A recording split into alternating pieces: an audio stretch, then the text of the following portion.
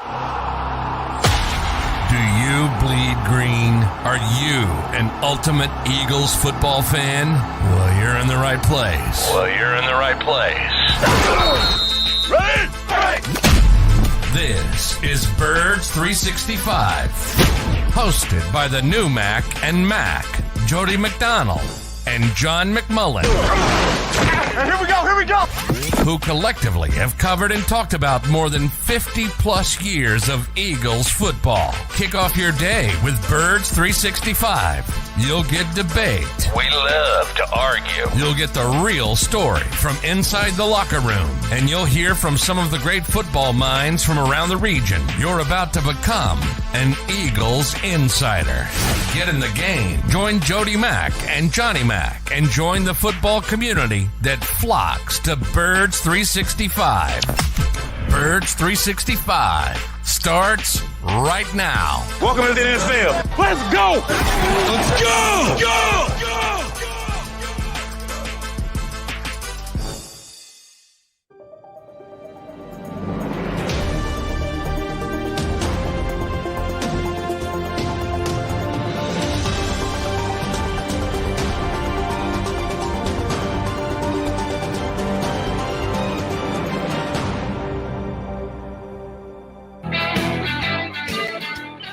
It is a Football Friday here on Birds 365. Appreciate your streaming in bright and early with the Mac and Mac guys, John McMullen and Jody McDonald.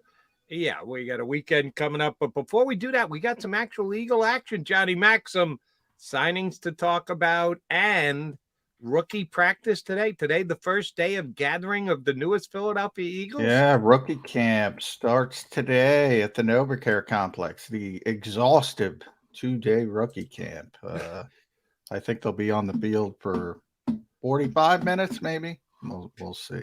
Afterwards, will they be playing chess or checkers or? Hey, you got to be competitive. You got to be competitive. Exactly. They'll be shooting hoops with the head coach. There you go. And I knew something like that was going to happen. See if you can unearth what the off-field competition is for the Eagle rookies to be able to prove themselves to this coaching staff tomorrow. Because, like you said, about 45 minutes of action. In all seriousness, those guys, my advice to those guys is, be on time, pay attention in the meetings, because the meetings are the bigger part of it. Get to look at them on the field. We talk about it. Be locked in when it comes to the meetings and stuff like that.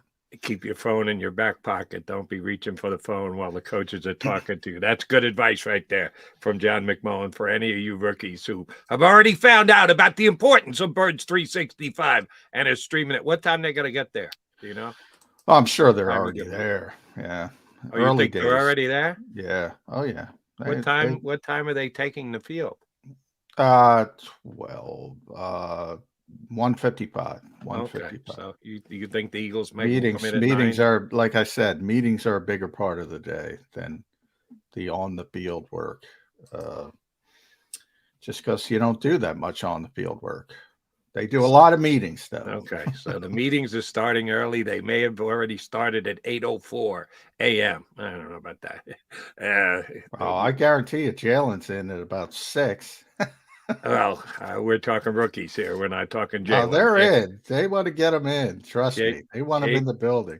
Jalen is a different kind of beast than almost every other player on the planet, let alone rookie guys who are getting into their first Eagle official gathering. And yeah, Johnny Mack will run over to there and get a chance to see him. Don't know that anybody's going to flash anything because they're not going to get really much of a chance to do so. But the bonding for the 2023 season gets underway and begins today. And 3 of the individuals who will be there are officially under contract. The Eagles signed 3 of their rookies yesterday, starting at the top with Jalen Carter, and also signed their 6th and 7th round picks, getting the deal done with Tanner McKee and Moro Ojomo. This used to be a big deal, John, when rookies signed before they put like slotting into the National Football League, where there isn't much wiggle room on either side for the teams to deal with. The contracts basically negotiate themselves. The biggest one, of course, is the Carter deal. He got almost $22 million over 4 years. His first year is going to count like 4 and change against the cap, which that's what you pay for the 9th overall pick in the draft. There is a little wiggle room, and he got, I think I read a little over $1 million over slot for 4 years, which means about $250, $250,000 each year. Love to say how much the Eagles thought of him and if he was going to fight. It's pretty much done ahead of time, is it not? Yeah. We talked about this a lot. What little wiggle room there is typically offset language, or interestingly, the second round picks, because every year it seems like the agents want to go a little bit deeper when it comes to the guaranteed money for second round picks. So sometimes you see those guys linger a little bit, but everybody comes in before the start of camp because it's slotted. Yeah. And it's, I think it's good because back in, as you mentioned, you and I have been around for a long time. Some of these things would be really acrimonious and go deep in. If you're not in as a rookie, you're basically wiping out your rookie season. So I think this is a positive the way it's shaped now. But for people that haven't caught up and think it's a big deal, it's not a big deal. Not a big deal at all. It is a positive because, you get everybody done. You get the continuity. You get everybody in. You got nobody holding out into camp. That was, for the people who've fallen in love with the National Football League in the last 7 or 8 years, you don't even know what it's like with rookies not coming into camp, daily reports, media leaks on both sides, who's shortchanging, who's over asking. And it used to be a very big deal.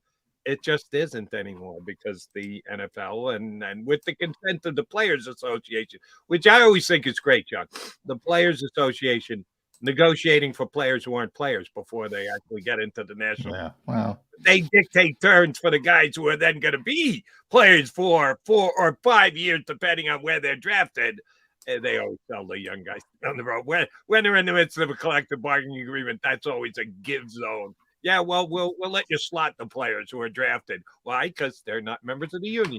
Yeah. And that's, if you think about it, that's any union. If you join, if you get a new job, you got to join. I mean, they already did it. They already, so there's no wiggle room. So it's not rare, but I mean, there's, I think Sam Bradford was the last big bonus baby. Oh, yeah. Number 1 overall pick. And I got it from the veteran standpoint. It's like, why are you paying these young guys more than proven players? So I get it from their standpoint. They tried to do the best they could, shifting things a little bit. But there's always, people like Howard Roseman and Jake Rosenberg and Bryce Johnson, and they always find, all right, where's the soft spot now, no matter what the rules are. So, but when it comes to, the whole standpoint was veteran players and, get more money to the veteran players, the proven players, all that kind of thing. And the unintended consequence is now that those mid-range veterans, they got really difficult times, getting deals, getting good deals, all 1-year deals, all proven deals. And I don't think there's always an unintended consequence. I think that was the sort of how things shook out that they weren't expecting. Johnny, if you can remember back to this day last year, first day of rookie mini camp, we talked about get him in the building early, get him in the meetings, just ingratiate him as part of the team. The on-field stuff, calisthenics, are they actually going to teach guys specific things about the Eagles' overall scheme, be it on offense or defense?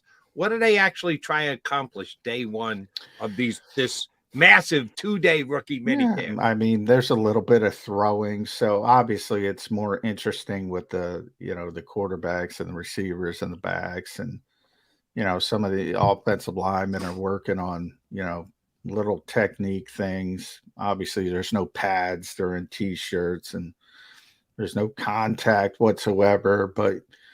It's like Johnny Manziel throwing over a broom. You try to put somebody in front of somebody and try to teach them a little bit of technique. Same thing with the defensive line and same thing with the corners. Line up against the receiver, you're supposed to be here, that kind of stuff. It's a foundation, step number one.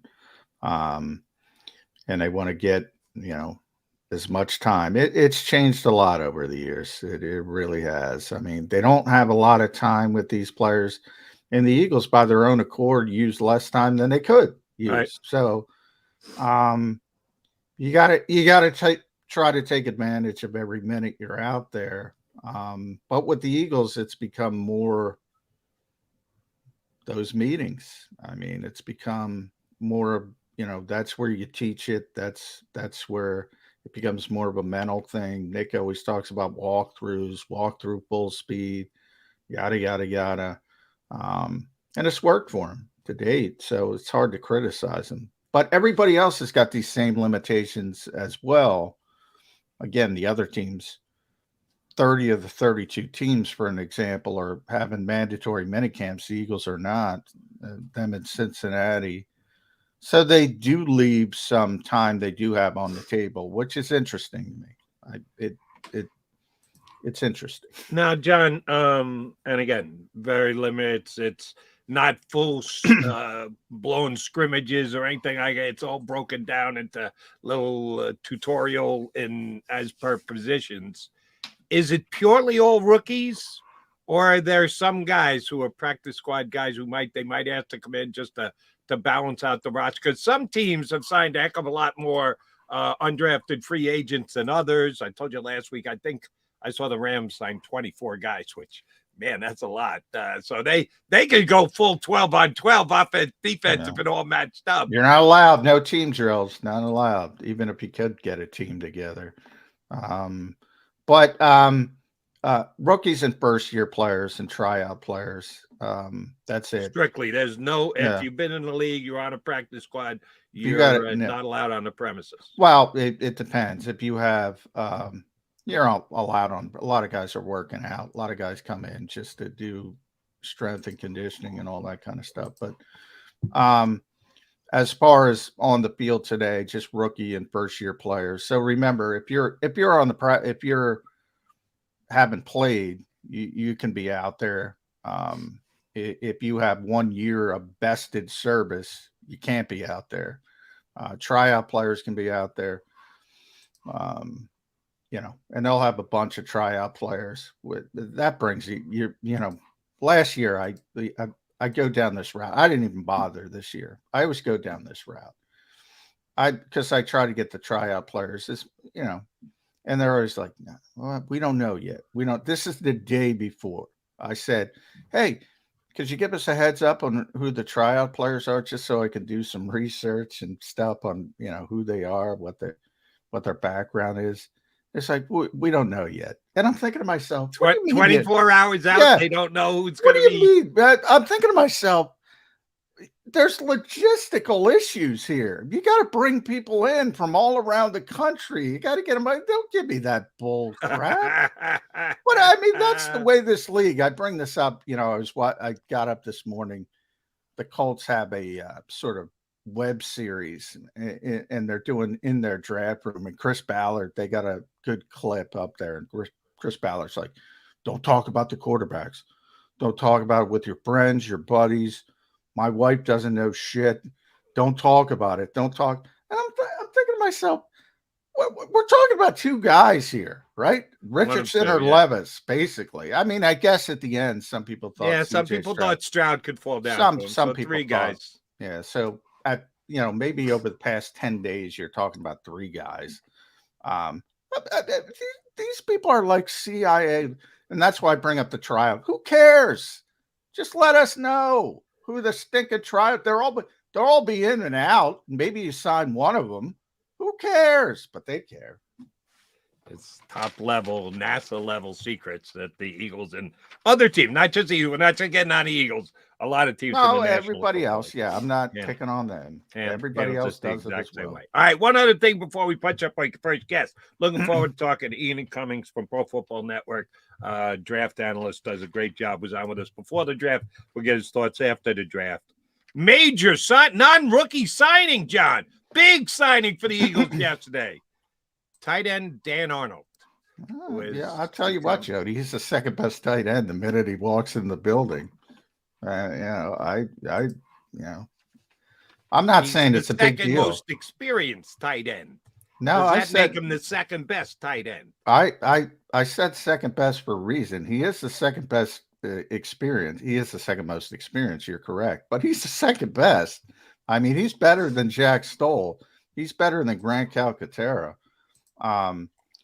We'll see. I mean, he's 28 years old. He's a good receiver. He's a receiving guy. He's not a blocker. He came in, I think, when he was a rookie, he was like 6'5", whatever, 225. He was really, he's a glorified, oversized receiver. Now he's about 240-ish. He could move a little bit. If you remember when he got traded to Jacksonville, he had a nice little run. Trevor Lawrence as sort of his security blankets, like a 5-6 game run. He can do some things in the passing game. I think it's an interesting signing. Sounds to me like you think he's a lock to make this team. Unless he shows up and he's got nothing left, and he's 28, I don't see why he's got nothing left. Yeah, I think he's going to make the team. I think he's better than what they have. I really do. Okay. Remember, May 1st, May 2nd, whatever it was the cutoff of guys counting towards potential compensatory picks. So you saw this wave around not just the Eagles, this sort of mini wave of veteran players signing deals because guys aren't concerned about compensatory picks down the road. Right. He's in that category. So he's more than I mean, I'm not going to overstate it. He's more than just nothing that you're bringing in from competition. He's a legitimate player. The Eagles now have eight tight ends on the roster. If you count in the undrafted free agent that they signed, they're going to keep 3 on the, and it's not a given. It's 3. They had 3 for the great majority of the year last year and 1 on the practice squad. So there are 4 guys who are not going to be here afterwards. Yeah, I'll go ahead and predict that Dan Arnold is not one of them. I think it's good for competition. I think you bring him in and you let him show you what he can show you. I think he's one of those guys who, because he had some good games against the Eagles are more interested in him than other teams. 9 catches last year. And he was their starting tight end from the previous year. They felt so good about him. They went out and got Ingram from the Giants to replace him as their starting tight end. I'm not knocking the signing, but if you're looking for a prediction on the signing, I don't think he's going to be a Philadelphia Eagle at the start of the 2023 season. But that's what the coach likes, Nick Sirianni, competition. Let him come in and compete. And Arnold certainly will be given a chance to do just that. All right, he's McMullen. I'm McDonald's. It's Mac and Mac Birds 365. Last day of recapping the draft. Next week, we'll be talking more about Thursday and the schedule that's coming out for the Philadelphia Eagles. And, oh, by the way, something we won't have to discuss this year.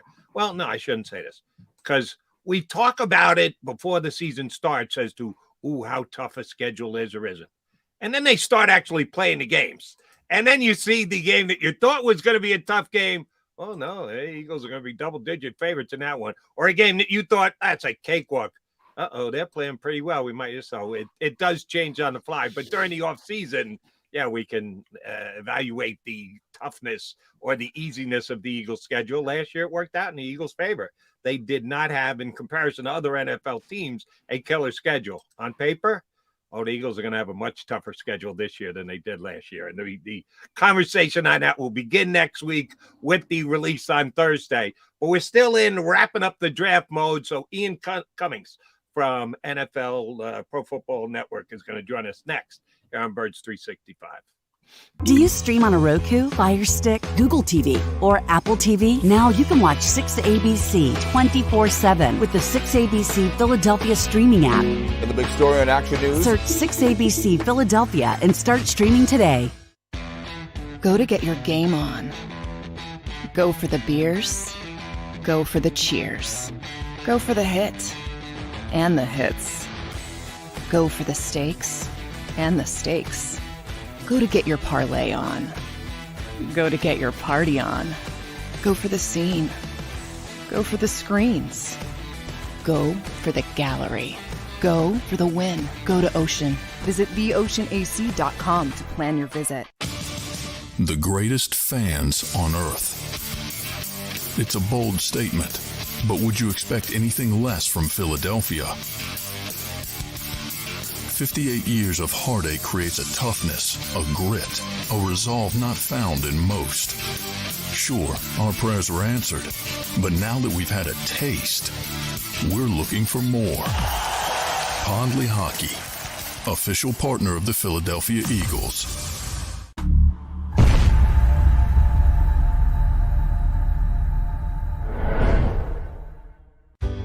Go passionately. Go fearlessly. Go confidently. Go Birds! Go confidently towards your goals with First Trust, Philly's hometown bank for nearly 90 years, and the official bank of the Philadelphia Eagles. We're focused on getting you over the goal line. So go with conviction, go with trust, Go Birds! and go forward with us by your side. First Trust Bank, the official bank of Philadelphia dreams. Oh, and go Birds. All right, did you know I was the mommy slam dunk champion? Really? Yes, really don't sound so surprised. Let's see it. Oh, you're ready. All right, here we go. Let's hear the crowd. So go to right, I go to left, fake a mom. Mama, go up, mama! She did it. Again? You can't avoid gravity, but United Healthcare can help you avoid financial surprises by helping you compare costs and doctor quality ratings. United Healthcare. Uh-huh.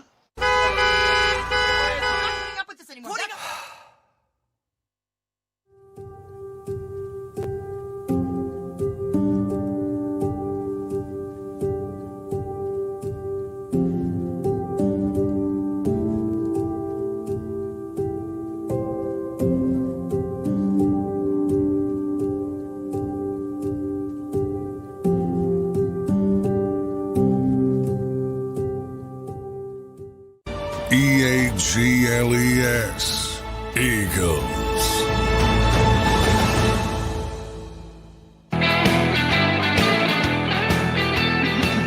You got the Mac and Mac guys, John McMullen and Jordan McDonald here hanging with you on Birds 365. And we got one of the best draft analysts around.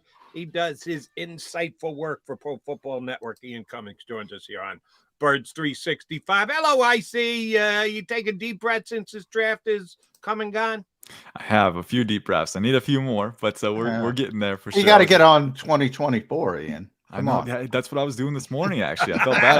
I was a couple minutes late. I was watching Dallas Turner from Alabama, and I was like, "Oh shoot, I got to go get on JAKIB Sports." So hey, I mean, yeah, the process never ends, the grind never stops. But all right, give us the scouting report on Dallas Turner, since I could. He's an SEC player, Alabama or Georgia. That means he could end up as an Eagle because they got enough of those guys beating those two teams. So give us the Dallas Turner scouting report. Oh yeah, I mean 6'4", 245. I think his arms are near 34 inches, right? So he's got that length too. But I mean the explosiveness, the bend that this dude has is insane. I mean he's very quick off the line. He can bend around the arc. He's got the ankle flexion too, but he's got a pretty good power profile as well.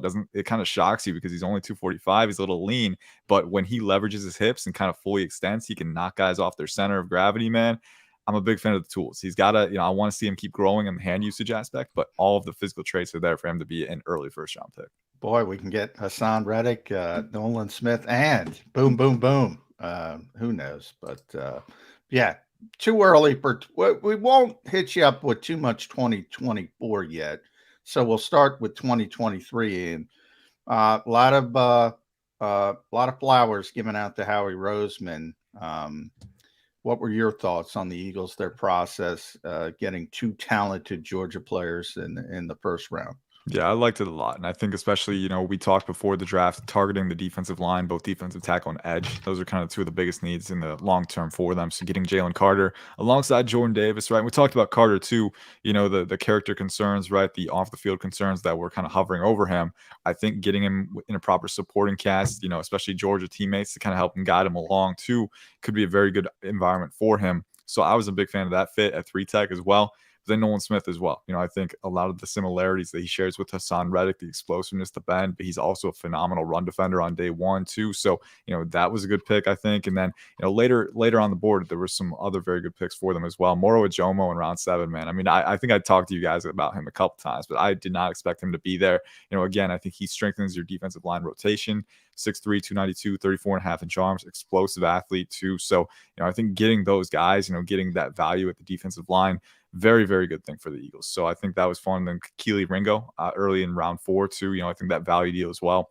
His size speed combination for me, getting him in that room behind Darius Slay and James Bradbury, right? They're not going to be long for the Eagles. They're still there until 2025, I think. But, again, you're getting a guy with very, very plus physical traits in that room to learn behind veterans. I think that's a very solid move for them. And then Tyler Steen as well. I forgot about him, but on day 2, I think he projects very well to guard, which is where they're going to play him. He's got the core strength. He's got the athleticism too. He's very well leveraged for his size. And he's got the torque, the finishing torque to power through blocks and kind of pave open lanes. So, I think he's, landing with the Eagles with their coaching staff on the offensive line.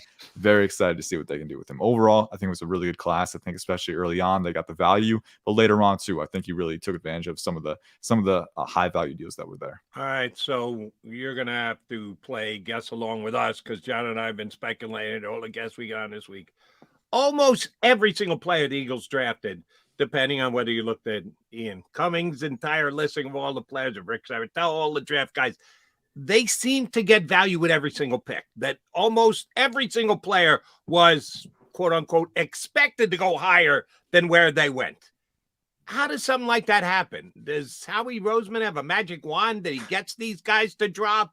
The rest of the National Football League just falling behind and paying attention? Is he just smarter than everybody else? How do you go like 7 for 7 and guys drafted lower than what they were expected and then can put on an Eagle jersey?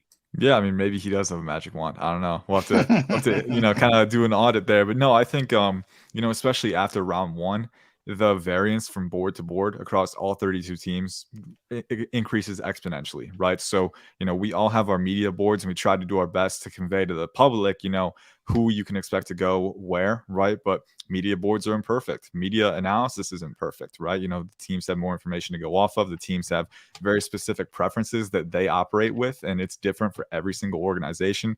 So, the fact of the matter is sometimes guys just fall because of that, right? How the board stacks for teams with their different preferences, their different experiences and perspectives. I think that variance is always so fun to watch because, prospects like Brenton Strange going to the Jacksonville Jaguars on day 2 or Juice Scruggs going to the Texans, right? We didn't expect that, but hey, you look at it and you can kind of look at the traits and you can see you're like, okay, I can kind of understand the reasoning for why they went that high.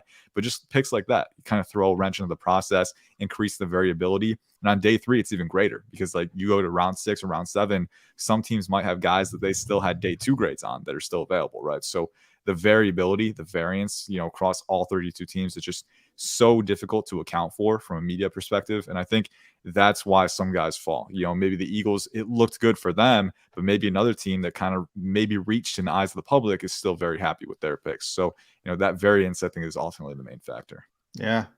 Ask Brad Holmes, Jody. He's happy with his picks. A lot of people question what he did. I want to ask you about Brad, but before I get to him, one guy you didn't mention was Sidney Brown. And from my perspective, because the Eagles have such impressive depth on the defensive line, I expect Jalen Carter to get on the field, but he doesn't need to get on the field because the Eagles have so much depth. Nolan Smith, even more so. Tyler Steen, players like that have chances to play, but they don't need to play. Mm-hmm. I think Sidney Brown needs to play right away. And it's interesting the pick from my perspective because he played mostly in the box near the line of scrimmage, and the Eagles kept talking about post safety. So it's clearly a projection. Do you project him to have that ability to play that post safety position in the Vic Fangio type defenses around the NFL? I think you could. I think he has the speed and explosiveness to do it. I would rather play him in the box a little more often just because we've seen it succeed. We've seen that he's very, very effective there with his closing speed, with his physicality, his ability to process route patterns, in the short and intermediate ranges. I think that's something that he does very, very well. So I wouldn't want to take him away from that full time, but I do think he has the projected versatility, the fluidity and smoothness and coverage. As you mentioned, I think the speed, explosiveness for his size, the range, the physicality at the catch point, right? I think he's a little undersized, right? Which is the one big thing for me. It doesn't have quite the catch radius that you'd want, the range to kind of reach over guys in that phase, but he does have the speed and explosiveness. The athleticism is there. The instincts are there. I think from that lens, you can look at it and say, yeah, we can move him back there. It's just, he's so good in the box. He's such an enforcer coming downhill. I wouldn't want to take him from that full time either. So I think ultimately, you look at that, try and just, I think they take solace in just knowing that you can move him around. You can move him around wherever you need him to go. I wouldn't want to take him out of the box full time, but I do think there is some projectability there. All right. The Eagles are going to have their first rookie camp today, and we know the individuals that were drafted who are coming in, and there have been some reports about the undrafted free agents that they've already signed, and then there'll be a bunch of tryout guys. For those who didn't get drafted, for those who have to come in and sing for their supper and make the roster in this 2-day little open window that some teams have, how much pressure is on these young men? Because, yeah, this is their NFL dream. And I'm sure there's a couple guys you would know more than me who wasn't on a roster year one, got that tryout year two, or maybe even year three. Shoot, now we got USFL and XFL for guys to at least keep playing football and the like. How much pressure is there going to be on some of these kids coming in for the Eagles? Yeah, for sure. A lot of pressure. I think, it's different for the guys that have already signed contracts in the undrafted pool. The tryouts that are invited, it's mainly on them. If you're an undrafted free agent, a lot of these contracts are guaranteed, even though they vary greatly in their range. Some guys sign for over 200,000. I think the top one this cycle was 300,000, but then others it's as little as 10,000. So, that range is very vast for UDFAs who do sign contracts. For the guys that don't, right? You get one audition really to kind of prove that, hey, I'm worth sticking around. Now, you mentioned the XFL, that is a buffer for you where you can keep playing football. And I'm glad that that's in place because we're seeing some XFL guys this cycle get opportunities. Like Jack Cohn, I think, got an invite to the Jets camp. I think Freedom Akinmoladun got an invite to the Dolphins camp. So, XFL players, if that's another avenue for you to distinguish yourself. But, it is a lot of pressure because it's a very small window for you to make an impression. And there's a lot of guys gunning for the same spots, right? So it's going to be tough, right? For any UDFAs out there, I mean, it's just important to know that it's not necessarily the end of the line. There are other options later on, like the XFL, where you can keep, putting reps on film. And, maybe if you make some good plays, teams will keep their eyes on you. All right, Ian, I want you to put on your GM hat here, which is a little bit different than a scouting hat because I think more comes into it. And I pointed to Detroit and Brad Holmes. He might have gotten two great players in the first round of the draft. And maybe that's where it ends for you with Jahmyr Gibbs at number 12, Jack Campbell at number 18. But boy, running back and all-ball linebacker with top 20 picks. Do you factor that into your analysis, the value of where you are and versus what you could have if you manipulate the board a little bit more as a GM? I think it does factor in. I think there's a lot of factors. And again, it's different for every team because every team has different needs, to go off of, right? Like the Lions, their roster is looking better, right? I would have considered a cornerback in round one. I do think Deonte Banks would have been a great pick at 18, right? But you are looking at a roster that is a lot better. You've got your quarterback, you've got wide receiving talent, you've got offensive line talent for sure. You've got kind of an ascending defensive roster. So I think running back, especially with the writing was on the wall for DeAndre Swift, they clearly wanted. I think both parties wanted to go in a different direction there. So getting another versatile weapon at running back as well. I think that was a big need for them. And then linebacker as well.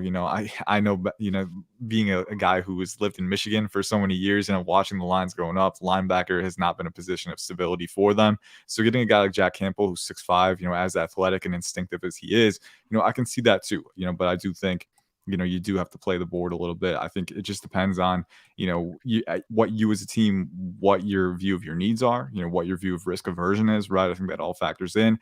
I can see the vision for it. I think it was a reach for both those guys a little bit, but I do think Gibbs, especially, he's not just a running back. He's a weapon. He can slot out wide. He can run routes out of the slot too. So I think for Ben Johnson, that creative offensive mind, I think that's very valuable. And then Jack Campbell, yeah, he's a linebacker, but he's also a guy who's going to have the green dot from day one. He's going to be a phenomenal locker room addition to a guy who can set the culture for you. So I think looking at that aspect of it, I can see the reasoning for it. And to the credit of the Lions, I think they made up for it a lot by getting Brian Branch in round 2. I think that was a phenomenal value deal. But I just think there's so many factors. Again, even the positional value, that weighs a lot, but there's also cultural impact. There's also, the versatility with Gibbs. And I think those two things in particular, they can really sway your board. Coming up next week, Ian, the NFL is going to release its schedule. And we know for a fact the Eagles are going to play the Giants twice, maybe even 3 times like they played them this year and beat them all 3 times. Sorry about that, Giant fans streaming in here to Birds 365.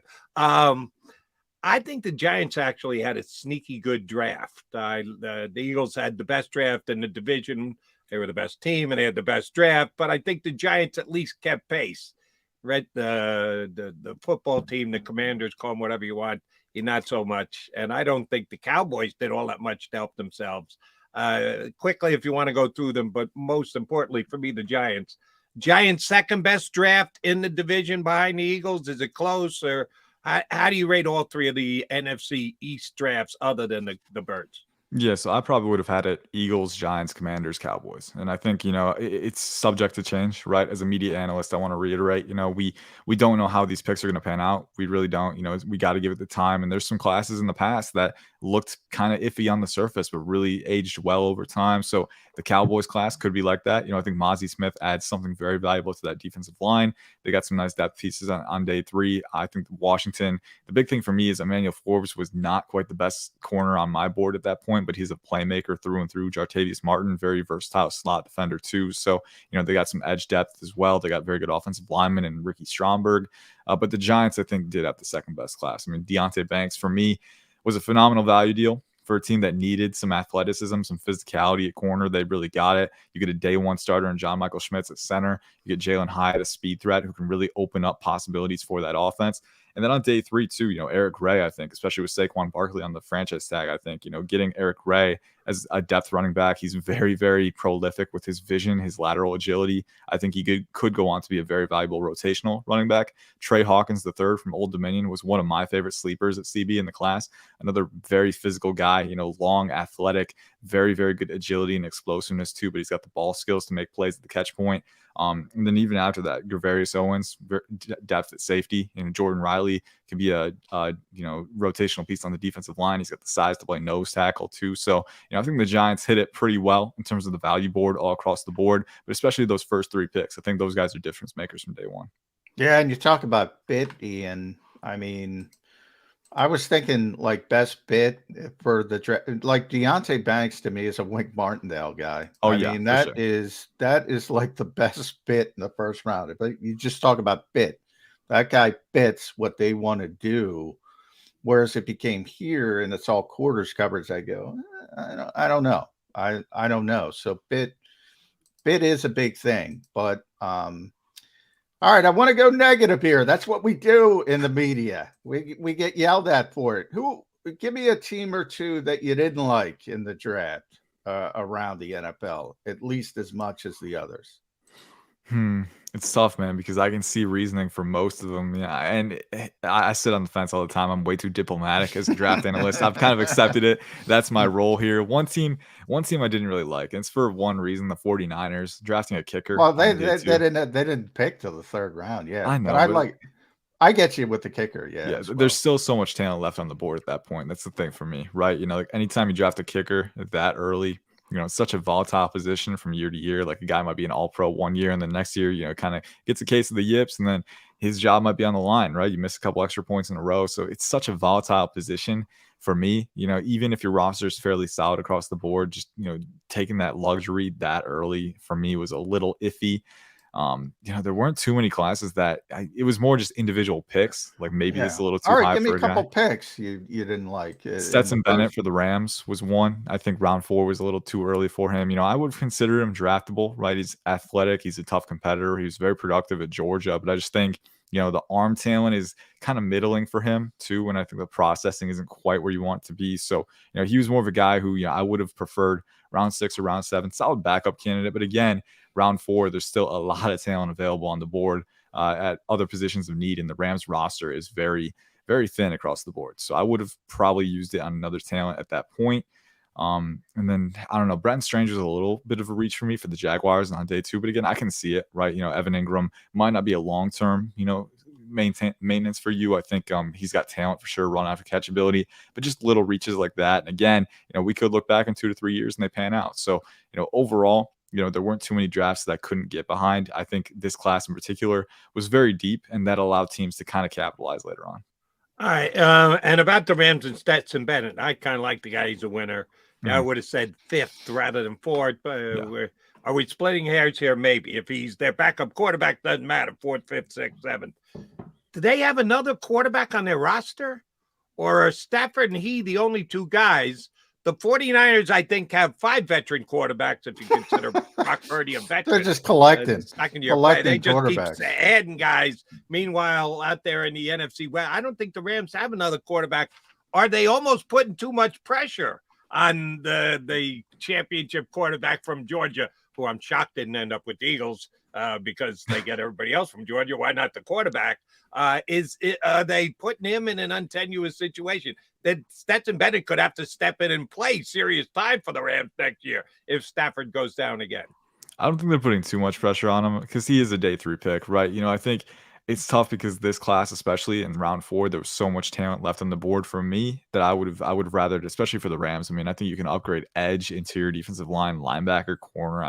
A lot of positions are in dire straits for the Rams. So, it's not a pick I would have made that early. I think there were some guys available in round 7, that might have been able to suffice, right? But he could play. You look at Stafford, who's aging. He's been injured in recent years too. I think Stetson Bennett could be thrust into a situation where he's starting. And I think that, it could be a little hairy. One thing that I do like about Bennett, though, is that, he is very athletic. You look at him work the pocket. He can evade rushers. He can extend plays. I think that aspect of his game is very strong. And then he has shown at least that he can work in rhythm. He can operate in structure. I think that will allow him to keep the team afloat. Is he going to be anything in the long-term future of the Rams, right? I don't think he's more than a backup, but I do think you mentioned he's a winner. He's a gamer. He's got competitive toughness. He's very athletic. Those are traits that I do look for in backups. At the very least, I want you to be able to come in and keep the engine churning, and I think he can do that. By the way, Joe, to answer your question, they just signed Brett Rippon. How'd I miss that key signing?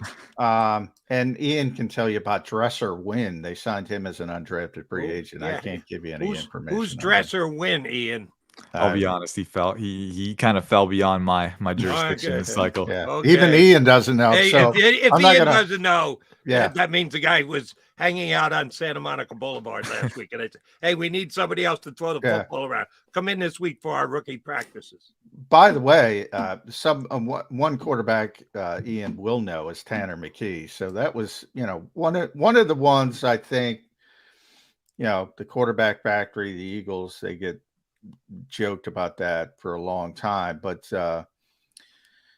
they brought in Marcus Mariota to back up Jalen Hurts, and a lot of people said at least he can do some of the same things, obviously not as well as Jalen Hurts, but you can run the same offense, and that was the thought process there. Even Ian Book has some of those movement skills from we saw it his days at Notre Dame. Tanner McKee, the exact opposite. 6'6", Mike Glennon-like in the pocket. That's kind of a weird fit, don't you think? Yeah, I think it is. And, you mentioned it too. Quarterback is a numbers game, right? If you only have 2, then I can kind of understand picking a guy on day 3, but they already had 3 guys, Marcus Mariota and Ian Book. So, I would have probably stood pat with those 3 and picked another talented player at a skill position at that point. Now, again, I think at round 6, right? So the opportunity cost is not too low if you go elsewhere. But, again, I just think there was still a lot of talent left on the board, a very deep class. Probably wouldn't have taken a quarterback there. I will say McKee, while he does kind of fit that archetype, he's that pocket passer. He's not going to move around a ton. He does have one of the strongest arms in the class. He legitimately can generate very good velocity. He can hit those short and intermediate routes, with a lot of pace too. So I think, that aspect of his game is solid. I think getting him out of that Stanford long mesh offense will be very good for him, because that didn't always do the best things for his processing experience, right? Kind of honing that part of his game. But he's got arm talent. He's a good leader, good character from all counts. So I think, he's a good addition to the QB room. It's just, if you already have if you already have a solid backup in Mariota, who's got starting experience and mobility, I'm not sure how much of a need it is. You still like Ian Book, huh? I don't. I mean, I listen, as an Ian, I gotta cape for the Ians of the world. No, but he's got my head. I forgot about it. Hey, I love the Jets' first round draft pick because its last name's McDonald. So I'll cut you any Ian slack you need cut. Yes, sir. No, but I think he's mobile. At least, again, ideally you don't have to play him at all. But if he's your QB3, if he's got experience in the offense, yeah, like I can at least see keeping him there. You're right. So it's one of those things. Let me run this by both of you two guys as a potential line of thinking for the Eagles. And John would know better because he's got sources on the Eagles. I just sit back and analyze. Maybe their thinking was, rather than if you got the backup who's the same as your guy, you're going to plug him in, but you're thinking long term, we want the opposite of the quarterback that we have. Not the same, we want the opposite, because we can prep, we can get ready, we can get our guys up to speed. Hey, when we change this position, the offense changes and your responsibility changes. We want you up to speed to be able to play these both different ways. And oh, by the way, let the defense figure it out. That they're prepping all week for Jalen Hurts and the way he plays. And hey, we got to watch the run and the RPOs. They're bringing in this other quarterback. And the Eagle offense changes on the fly. Defense might not be ready for that.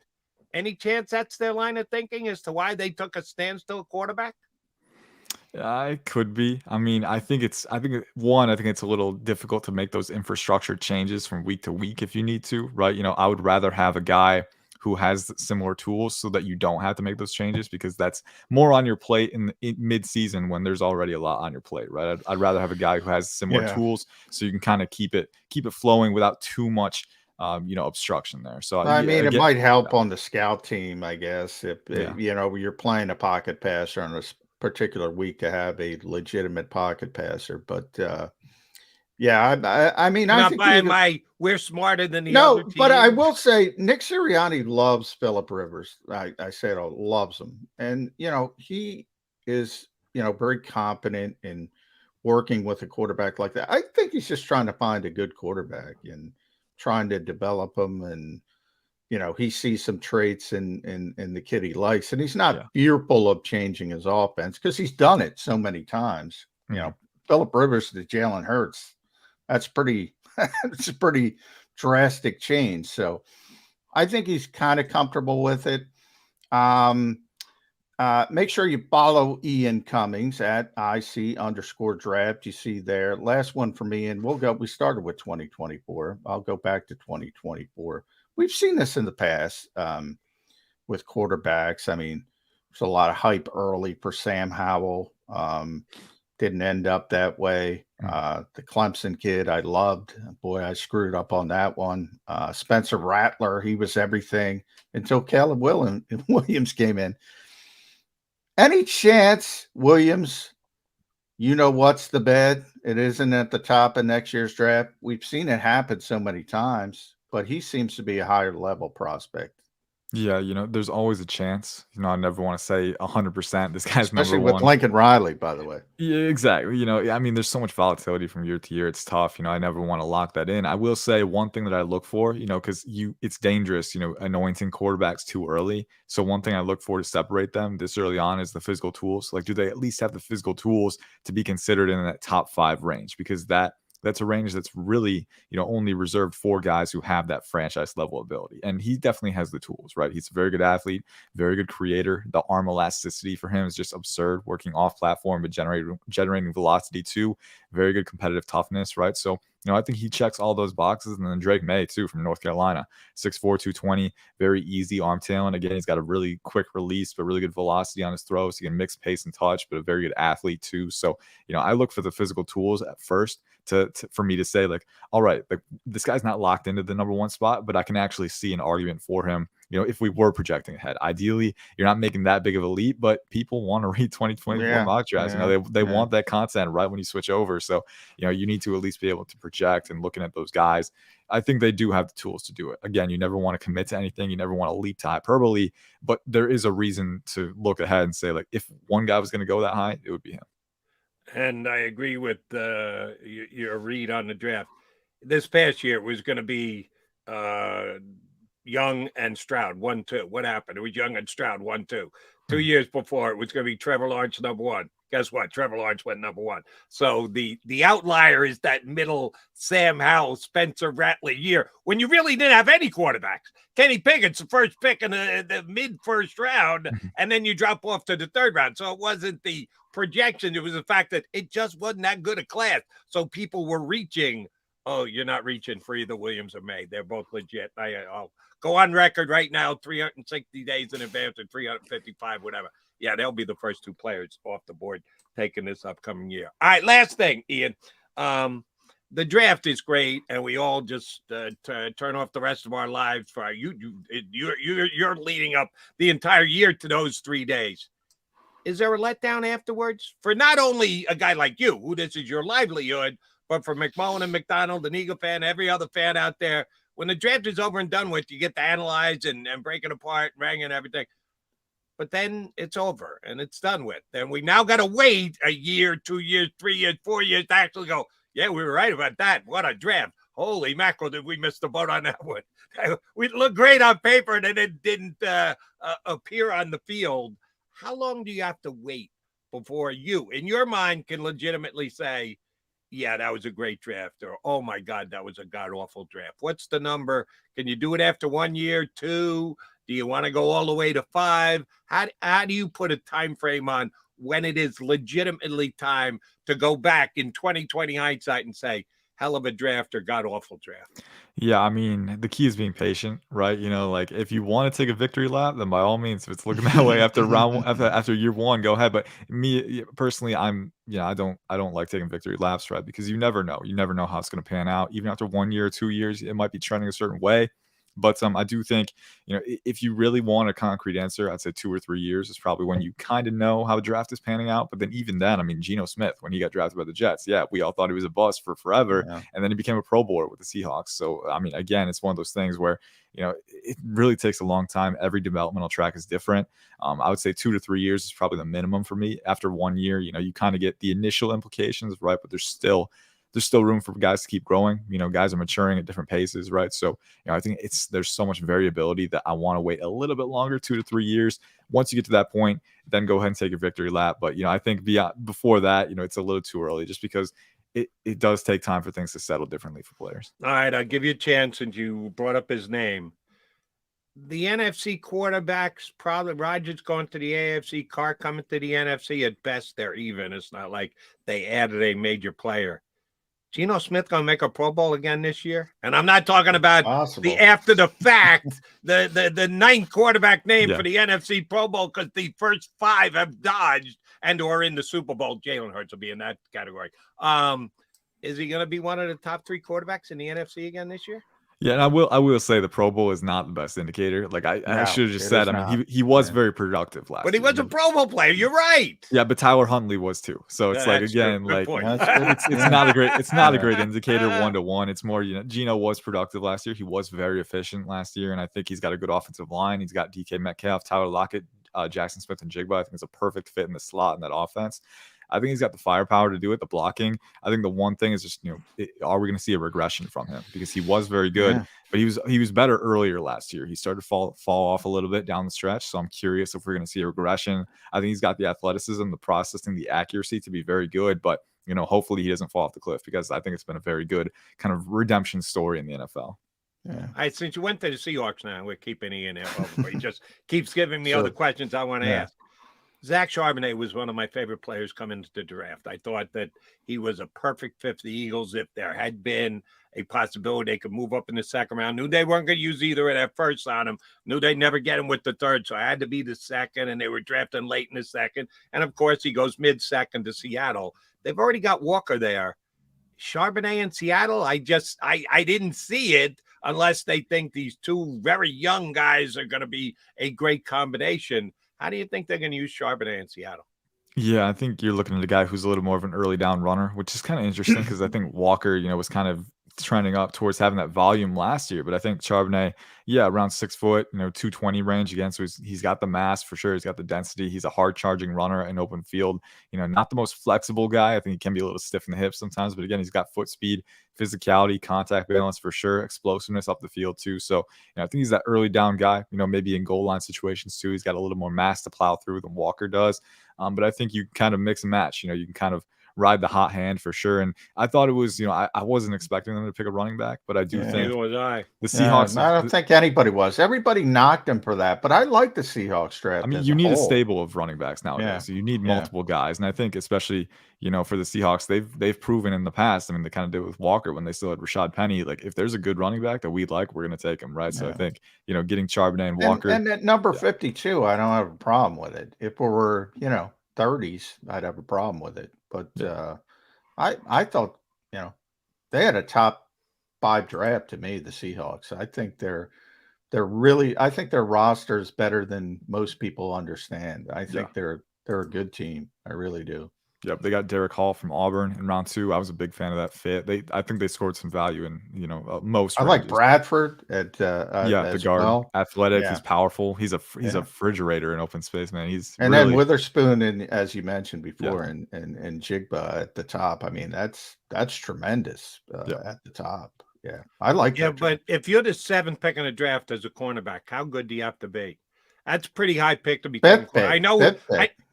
Excuse me. I know we talk about linebackers being underrated and running back being underrated. Corners are still evaluated pretty high, but at number 5, your guy Sauce Gardner, baby, corners come off the board at number 5. Your guy Sauce Gardner gave everybody excitement. So did Patrick Surtain, is a great player, and J.C. Horn is really good. So the interesting thing with those guys is Sauce and Pat Surtain had the size and athleticism that Devin Witherspoon lacks. That was kind of surprising to me. But Witherspoon is very instinctive in coverage, high energy athlete. He's a gnat. He'll get in your grill. I love the physicality, the production. I think I could see it. Right, it was a little early for me, but I think you need the traits. Right, you need to be like 6'2". You need to be very athletic. You need to be long, physical. Right, but I like Gonzalez better. I will say that. Maybe that's why I'm he fell a little bit. I think Gonzalez is going to turn into a better player. But as talented as he is, man, no one brings the physicality that Witherspoon has. So I will say that. Okay, and that plays well in Seattle. Ian, good stuff. Appreciate it. Whenever you come aboard, we'll certainly be touching base when the season starts again, and we start asking about, hey, how about 3 weeks in? There's no question the 2 quarterbacks are the best in the draft. Right? Or where'd this other quarterback come? We'll get you back on again and start picking your brain again. Thank you very much for doing it with us today. Yeah, thanks, thank you. Ian. Appreciate it. Check out his work at profootballnetwork.com. Ian Cummings here with us on Bird Street. By the way, Jody, real quick, I know we got to hit the break because Kyle Brandt did his NFC and AFC quarterback tiers. I thought he did a really good job in the NFC. He had, because you brought up Geno Smith, he had him in tier 3. So he separated them. Yeah, AFC, NFC. Yeah, obviously the AFC is much better, but his NFC tier, Jalen Hurts was the only one in tier 1, which I agree with. I think he did a really good job with it. Geno was in tier 3, which is still good in that conference. Who was in tier 2? Tier 2 was Dak, which should be Stafford, and Cousins was tier 2. Tier 3 was Goff and Carr and Geno. And I agree with. Out of those rankings, I would say he's under ranking Goff. Goff had a damn good year. Yeah, I don't have a problem with moving Goff up to. I said that before. He'd be in the conversation. To be honest, I think he's better than people think. I think he might be the second best quarterback in the NFC. I've been saying that for weeks, but he's got to do it a little bit more. I think he's got to prove it a little bit more. He had a bad ending with the Rams, and I think that still carries over a little bit. But I think he's gotten a lot better I think he might be at the end of the year. I think he might be the second best quarterback in the NFC. I wouldn't have a problem putting him right there, right now, off the year that he had last year. All right, he's McMullen on McDonald. It's the Mac Bird 365, guys. We got plenty yet to do, including talking to our buddy Kevin Kincaid from Crossing Broad. A little bit of different look at the Eagles. Love the. By the way, Kincaid's slumming. I looked at Crossing Broad yesterday. He's talking to Josh Shapiro. He's talking to the governor of Pennsylvania. He's slumming coming on with us. Well, then we won't point out the fact that he's slumming, because we'd like to have him on the show again down the road, John. Yeah, kind of keep that one under your hat. I'm just talking about the governor. That's a good get. That's a good get. Oh, more power to you. Want to ask him about the governor? You go ahead and ask him about the governor. He's John McMullen. I'm Jody McDonald. You got Birds 365 on. Stay with us.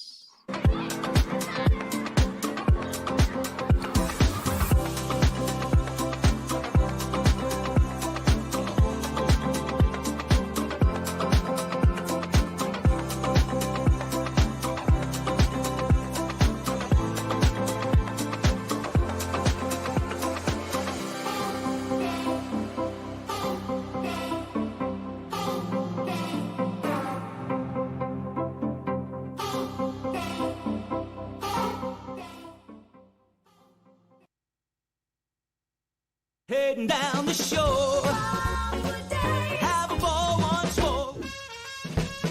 Here, imaginations run wild and time stands still. Because here, you can find the best of the Jersey Shore, all on one 5-mile island. So leave the old you behind and get lost in the woods. Wild, wild, wild wood days.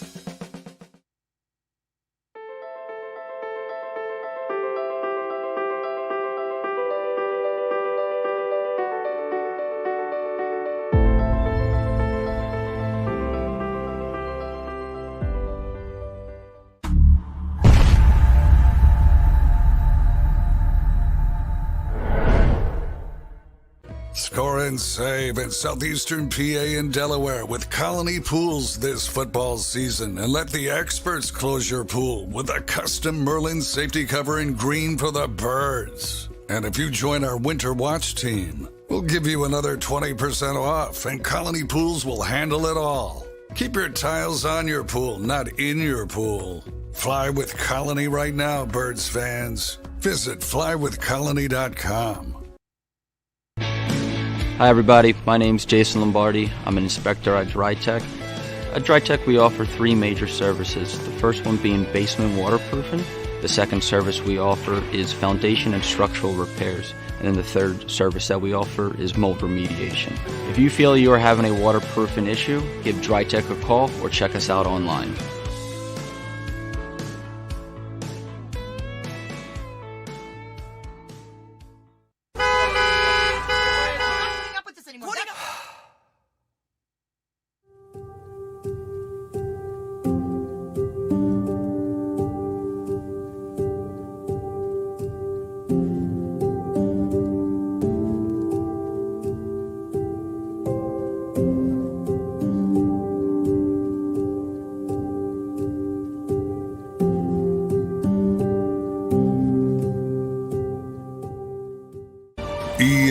EAGLES, Eagles.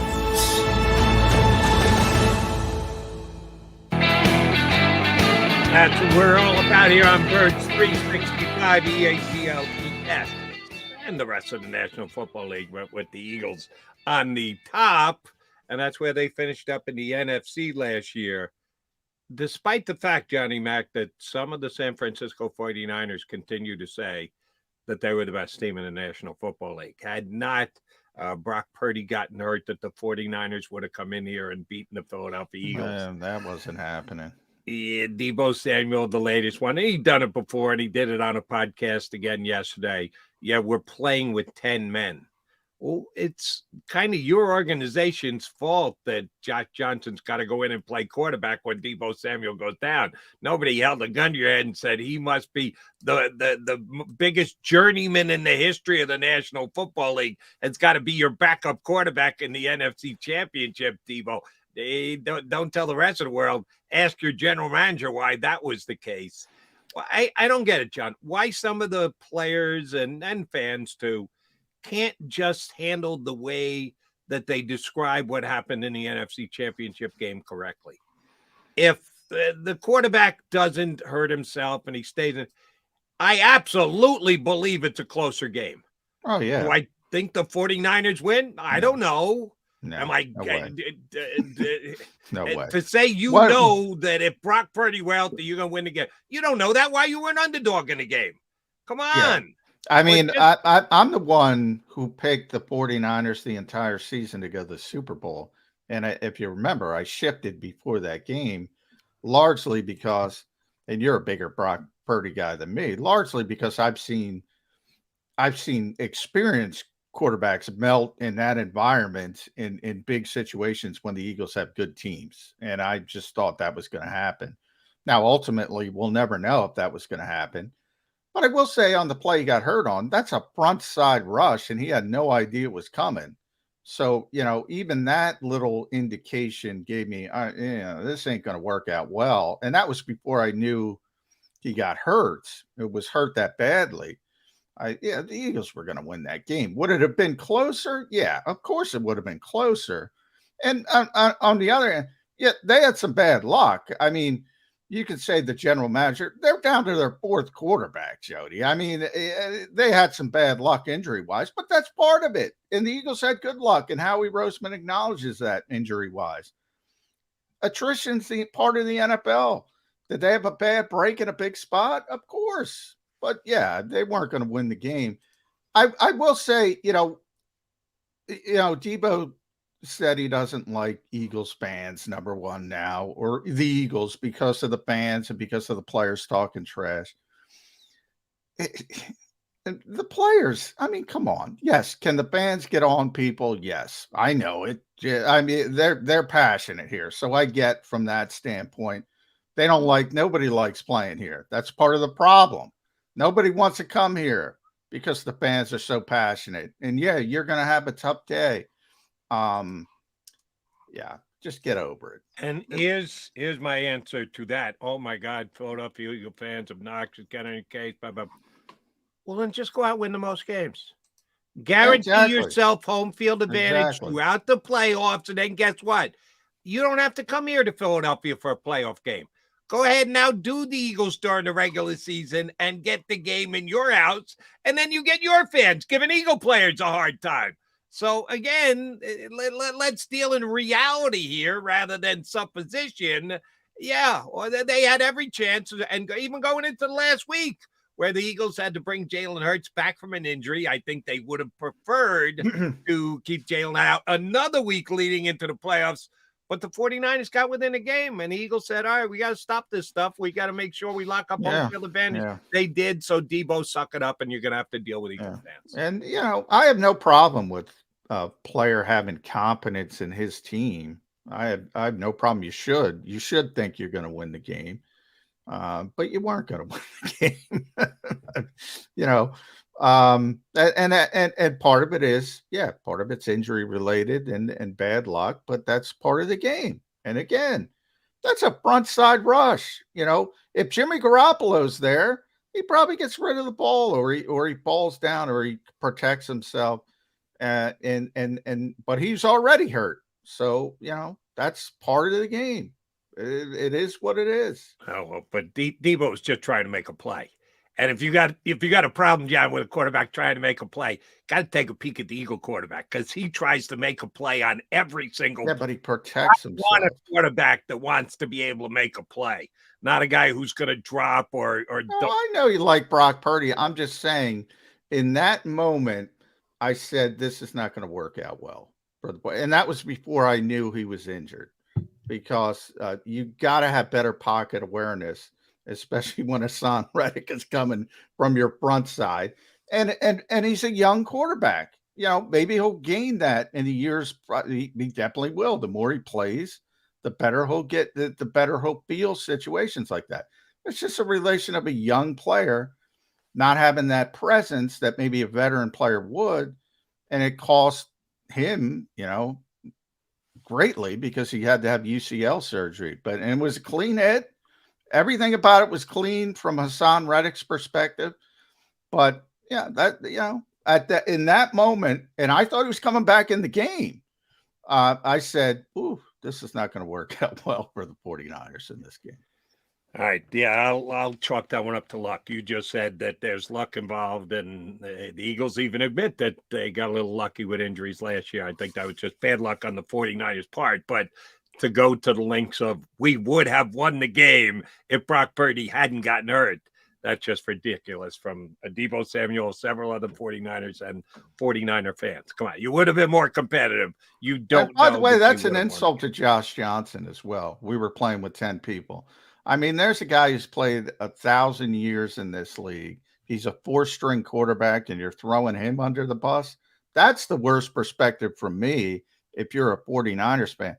Josh Johnson's just trying to, you're not supposed to be out there. He's not even supposed to be on the team. But Trey Lance got hurt. Jimmy Garoppolo got hurt. Brock Purdy got hurt. And you're crapping on that guy who's your teammate. That, to me, would be the bigger issue if I were a San Francisco fan or a San Francisco person. Why are you doing that? You're crapping on him. You're not crapping on the Eagles. You're crapping on poor Josh Johnson. That's how I would say I'd say both. I think he's crapping on the Eagles too, but you're right. He's directly throwing Josh Johnson under the bus. But there's a reason why Josh Johnson has been on 14 different teams, a couple of them a couple different times, but released, brought back. You give him credit for stick-to-itiveness, but Josh Johnson should not be playing in an NFL championship. Well, I agree with you, Jody, but how many teams are down to their four? How many times can you go back in your memory? You've been watching this game for a long time. How many times can you remember a team in the NFC Championship game having to go to their 4th quarterback? It was amazing. That was the whole story of the 49ers run, that they were doing it with a 3rd-string quarterback, and that was amazing. To do it with a 4th-string quarterback, I mean, it just doesn't happen. That's, and that part of it is, all right, you had some bad luck. Move on. All right. That's what I would Here's say. the reason why I would continue to question general manager of the San Francisco 49ers. Trey Lance got hurt when? Very early. September. Jimmy Garoppolo got hurt when? But who? All right, I know where you're going, but who are you picking up? John McMullen could be better than Josh Johnson. Do I have to crap on Josh Johnson too? All right, I'll do so. Josh Johnson stinks. He shouldn't be in the National Football League. Well, I get what you're saying, but you say Ian Book stinks, right? He's the 3rd-string quarterback in Philadelphia. Ian Book is more legit than Josh Johnson. Again, though, but you constantly say he stinks. My point is most 3rd-string quarterbacks stink. They do. I mean, most 3rd-string quarterbacks are not put together to play an NFL game at a high level. That's why the 49ers run was so amazing to begin with. Most backup quarterbacks, there's probably 5 good backup quarterbacks where you feel somewhat comfortable that they're not going to completely crap the bed for you if you have to go to them. Maybe if you want to really bend over backwards, you can get that number to 10, but you're certainly not getting it to 32. And then you're talking about 32 more 3rd-string quarterbacks, and you're into a 4th-string quarterback. I can't kill John Lynch for that. I mean, at that point, you're picking up the rock and saying, what the hell? What? And you're just hoping he doesn't have to play, and he had to play. Yeah, and I do not have the answer to this, but I'm pretty damn sure that there was a quarterback on the street that was better than Josh Johnson. And you had 7 weeks to find him from the time that Brock Purdy took over. You knew that Garoppolo was done. You knew that Lance was done. I understand. If they'd all gotten hurt at once, then you're screwed. All right, yeah, boom, boom, boom, 3 weeks in a row. Lance was out from September. Jimmy G was out from late October. You had that time to find yourself a better backup quarterback because, yes, he's the fourth string quarterback, but as of right now, he's the backup quarterback. And the backup quarterback has to be a guy you can legitimately put in the game.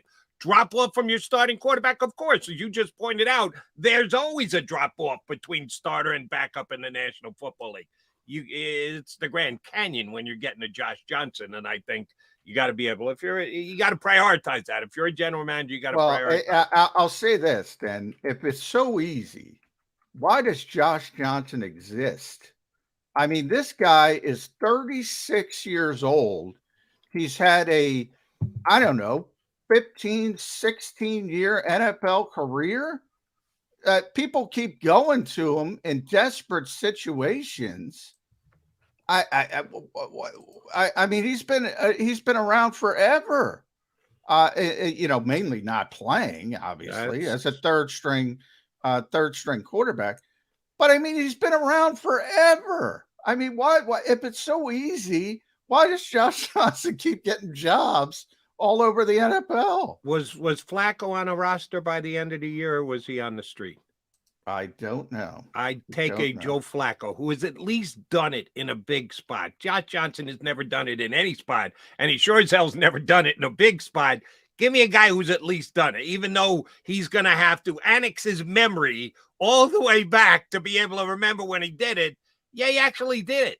I would rather have. Well, I mean, does he want to play? I'd rather have Drew Brees. I heard they called Drew Brees at one point. I mean, does Drew Brees want to come back? I mean, I'd rather have somebody 100 years old.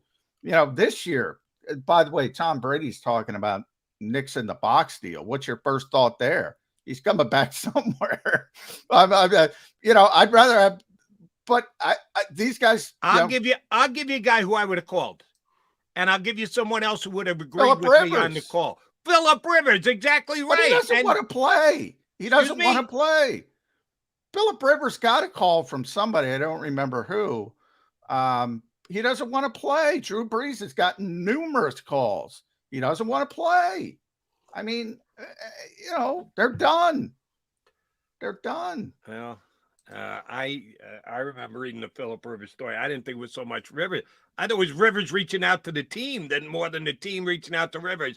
And remember the situation. I'd have to look up the story. The call comes in late December. It's the 49ers, who are one of the best teams in the National Football League and have a legitimate chance to go to the Super Bowl. If they call and say, listen, we got 2 regular season games left and then as many playoffs, you only have to be away from your family for X amount of weeks. Here's what you're missing, Jody. They're not coming in to back up Brock Purdy. Yeah, if they're in that position and the 49ers they might come in and play to ring shop. You think Phillip Rivers or Drew Brees is coming in to back up Brock Purdy to get a Super Bowl ring?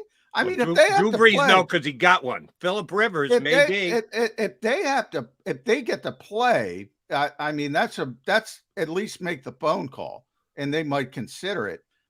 Obviously, you can't do that at halftime at Lincoln Financial. Hey, Phillip, are you Billy? Come on over and strap up. And by the way, probably would have done a better job. However, he's not coming in to probably would have done a better job than Josh Johnson. Really? You're going to go there? Probably going to do a better job. We did see what Josh Johnson did, right? I said off the street at halftime at Lincoln Financial Field. Obviously, if he had preparation, yeah, he's not coming in, Jody, to back up Brock Purdy. He's not coming in to back up Brock Purdy. I mean, come on, be realistic. That's all I'm asking. I'm being as realistic as possible. 3 weeks to go in the season. 49ers have won 4 or 5 games in a row. You pick up the phone if you're John Lynch. You call Phillip Rivers and say, listen, Brock's doing what we're asking him to do, and we're going to ride him, but he's one good shot away from being out of the game. We got a couple of weeks to get you up to speed before the playoffs. Do you want to come do that? If Phillip Rivers says no, that he's having a nice life with the rest of his kids. If I'm Phillip Rivers, the answer is yes. And I get my hat and I get my clipboard and I stand there and I know what I am. I'm the safety net.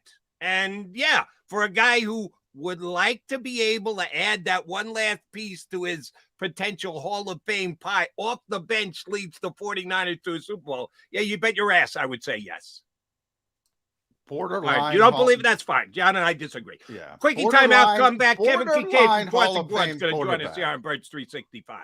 Weather forecasting is a team game. We rely on each other every day, updating the models and passing along new critical information. We have a team of 5 experienced meteorologists and a specialized weather producer, Paul. Say hi, Paul. Sometimes what I see in the model, Cecily could see something different. That's when we come together as a team to make our most accurate prediction. And all of this backed by more than 100 AccuWeather scientists. It's a team game. And we have the best team in town.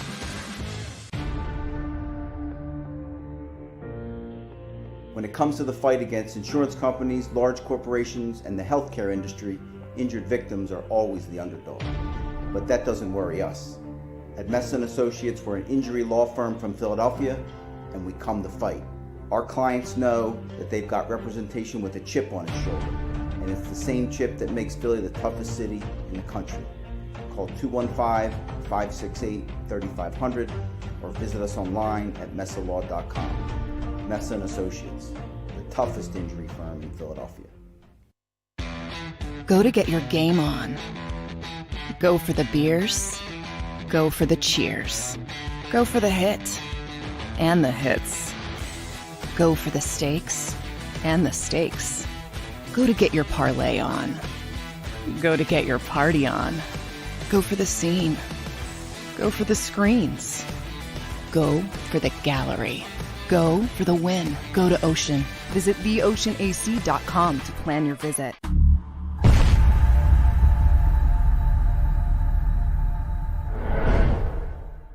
Celebrating the life of your loved one is what we do at Life Celebrations by Givenish. When the matriarch of the Dalloway family died suddenly at 82 years old, Life Celebrations by Givenish stepped in. They will make this the easiest thing that it's I know it's not easy, but they will make this as easy as possible. Life Celebrations by Givenish, customizing services as unique as the individual. I just know that my dad, who is in charge of everything, was not in charge of anything at that point when my mom passed. And again, just another shout out to this place for making it easy. Turning tragedy into a celebration of life, no matter how hard, is what we do at Life Celebrations by Givenish.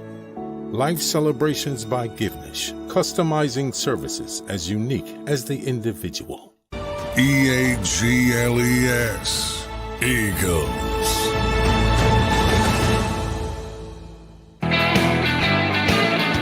Hanging back here on Birds 365. We are lucky enough to get Kevin Kincaid from Crossing Broad here to join us for our final segment of the week. KK, Johnny Mac wants to talk about the governor because he was impressed that you had a governor. Yeah, that's a good get. That is a good get, man. I'm impressed by that. It is a good get. Well, I mean, he's a local guy and he's a diehard Philly sports fan. So I guess it's not that far fetched. It is funny when I'm sitting there in my office though, and I go drop my kids off, and then I'm sitting here thinking, just waiting for the governor to pop on here. You know, not your you got us. That's a big drop in one day. Yeah, now I'm with Jody and John on Birds 365. So I'll put the governor aside. If John's got a follow up, he'll ask it instead. I'll ask you about 50 hot takes. Now that's what was I more impressed with yesterday on your website? Yeah, your 50 hot takes over the governor, but that's just me. Maybe I'm a little different. How often do you do them? Well, this one was the first one I had done in a long time because, like I wrote at the top, I was running out of ideas. I couldn't think of any more hot takes because Sorry, there's only so many. I know because I did. I think I've done like 8 or 9 of them so far. So, what's 8 times 50, 400, 8 times 450. I don't know. I'm just running out of hot takes. I don't have much to say anymore. So I needed to let it breathe for like a year maybe and let some new content. Was it actually a year? It doesn't seem like a year to me. I think it was actually. Yeah, I had like a my wife was joking around. She's like, instead of doing 50 hot takes, you should do like a joke story that's just 50 lukewarm takes that are like really obvious, like just really stupid kind of stuff, you know. So I actually started working on that, and then I'm like, maybe I can get back to 50 here. But yeah, I mean, since you said it was almost a year, yeah. Do you keep a list? Do you like, oh, there's a hot take, and write it down? Know that you're not going to be doing because it's number 4. Yeah, because you don't want to duplicate. 46 more to find before you get to 50. Do you Yeah. compile them, or do you just sit down? Damn it, I got to do a hot take column, and then you have to come up with 50. No, I have. So, you know, like I have this thing on my phone that I put on the top of my phone that's like a yellow sticky pad looking thing. Yeah. And, you know, like when you get an idea for something, you just jot it down. You know, if you're not in front of a computer, if you're like out with your kids or something, and an idea comes to you, you say, oh, yeah, that might turn into something. So you put it on the yellow thing on your phone. And then when I get back in front of a computer, you know, I have like different drafts of stories that are just sort of sitting there on the back end of the website. So then I'll go in and transfer the stuff from my phone to the computer. And then it's like, oh, there's 3 bullet points that I just came up with there. And then we kind of put it together slowly. You know, when the idea comes to your head, you just jot it down, and then you get it on the computer, and you look up one of these days, and you're like, oh, I'm at like 40 here, you know? So you kind of piece it together that way and do it bit by bit. Yeah. How much crap do you get for certain hot takes? Obviously, Eagles related. You and I are one of the few that have played down this Jonathan Gann. I shouldn't say that. People who know, but it's not even that big of a story. But, you know, people want the scapegoat. So that one, plus I loved your Jalen Hurts one. I assume you got some pushback on that. The Jalen Hurts pick was still a bad pick at the time. You had to put "at the time" in capital letters, which I agree with. At the time, people kind of forget, you know, as it works out, there were some bad moments that had to get to that point where it worked out. Yeah, I mean, it was a non-linear path, you know, from Carson Wentz to Jalen Hurts, and I think that was kind of a response to, you know, people wanting to come back and do the tag the freezing cold takes guy when we all went on Twitter, you know, 2 or 3 years ago or whatever it was, and said, hey, why are they drafting a quarterback in the 2nd round here? But, you know, under the context of that time, you know, we had thought that Carson Wentz had finally played his way out of Nick Foles' shadow, and you know, you just paid him, right? He's the quarterback of the future. Hey, let's give him some weapons. Hey, what the hell are we taking a quarterback in the 2nd round for? So it wasn't, and to specify too, you know, back then, you guys remember, it wasn't like an anti-Jalen Hurts thing. I think everybody was in agreement that he was a great player. I think they were anti-2nd round quarterback based on the circumstances of that time. So I think it's funny because a lot of the people who are doing the Howie Roseman tweets now are probably the same people calling for his firing. I called Jody knows. I called Howie top 5 GM like 3 years ago, and I got killed. I got destroyed. Yeah, Kevin Cooney destroyed me. You remember that from Crossing Broad? Oh yeah. Well, no, and it was funny too because I just think that so when you come out on the back end of it, I mean, it worked out for the Eagles, right? But you know, Howie had to dig himself out of a hole, right? Oh yeah. And who the hole did not just miraculously created the hole. He had to dig the hole in the first place. So that's all I was trying to remind people of there. You know, but let me because I know John and I disagree on this, and it sounds like you and I are going to disagree on this as well, Kevin. You have a take. Oh, Mr. 50 hot takes. You have a stance. You have a position. You have an opinion at a given time in a given situation. A year later, 2 years later, 3 years later, it proves that your take didn't play itself out the way that you thought it would at the time. Yeah. Then you got to say, well, I was wrong, because the results dictate whether you're right or wrong, not, well, yeah, but at that time I was right. But you've been proven wrong. We've moved forward in history and certain things have happened. I believe that the results outweigh the positioning of the take at the time. Do you, or yes or no? Well, I mean, I guess you would have to go back and try to get into Howie's mind and think of what the intent was with that pick. You know, did they honestly think that Jalen was just going to be a backup to Carson for a year or two, or did they have it in their mind? Like, did they know that Carson's not going to be the guy and we got to have a plan B here? And, you know, did they have thoughts when they drafted him that Jalen Hurts could be a franchise quarterback at some point in the future? I'm not sure. So I think it's just like, it's just kind of asking people to look at the context surrounding that pick, exactly. you know, because I don't think I mean, the Eagles were kind of above board. Remember that was the COVID times, and I remember when they drafted him, Doug was talking about this weird. You can have two quarterbacks on the field at the same time. This weird manufactured touch stuff for Jalen Hurts. What it was about is finding a cost-effective backup to Carson Wentz, because Carson wasn't able to finish 3 seasons in a row, had the significant injury history. Yeah, the Eagles didn't know. The Eagles were looking for a quarterback last year, Kevin. They were looking for a quarterback last year at this time. Well, that's why whether it was Russell Wilson or Deshaun Watson. Well, that's why, to Jody's point in the question he asked, I would respond by saying, hey, did Howie have some master plan here, or did he stumble backwards into this? You know what I mean? That's all you're really asking yourself here, because I think people were doing this revisionist history kind of thing where they were like, well, I have to hold the L and I have to apologize to Howie because I was wrong and Jalen Hurts ended up being a franchise quarterback. Did Howie even know that Jalen Hurts is going to be a franchise quarterback at that point? I don't know if he did. And I'm the guy who thinks Howie's great, and absolutely he did not know. Yeah. But I like the fact that you explained it. They had to fire a Super Bowl winning coach. They had to endure a 4-win season. They had to trade the quarterback they gave the huge contract to. Largest dead cap hit in NFL history. It wasn't all peaches and creams, but it worked out. Yeah, and that's just the thing. You know, I guess you could summarize it by saying they ended up taking 1 step back to take 2 steps forward. I don't know if they knew at the time where the forward steps would lead them, but it worked out, and you give Howie a lot of credit for recognizing that. And you know, again, to use the whole analogy, right, digging himself out of that. But yeah, again, it was not some clean path from point A to point B, right? I mean, Doug had to go. They had the 4-win season. We had, you know, the tanking game versus Washington at the end there. I mean, it was really rocky for a little while, and you know, they got lucky. I think that Jalen ended up being as good as he was. And I mean, to be quite honest, I don't remember anybody 2 years ago saying like Jalen Hurts is the next MVP candidate. I just don't think anybody. Yeah, I dare somebody to find that one in print. Yeah, if you can dig that up, let me see that. Let me see that. Please, dig that up for me. But here's where to use the phrase you use, take the L.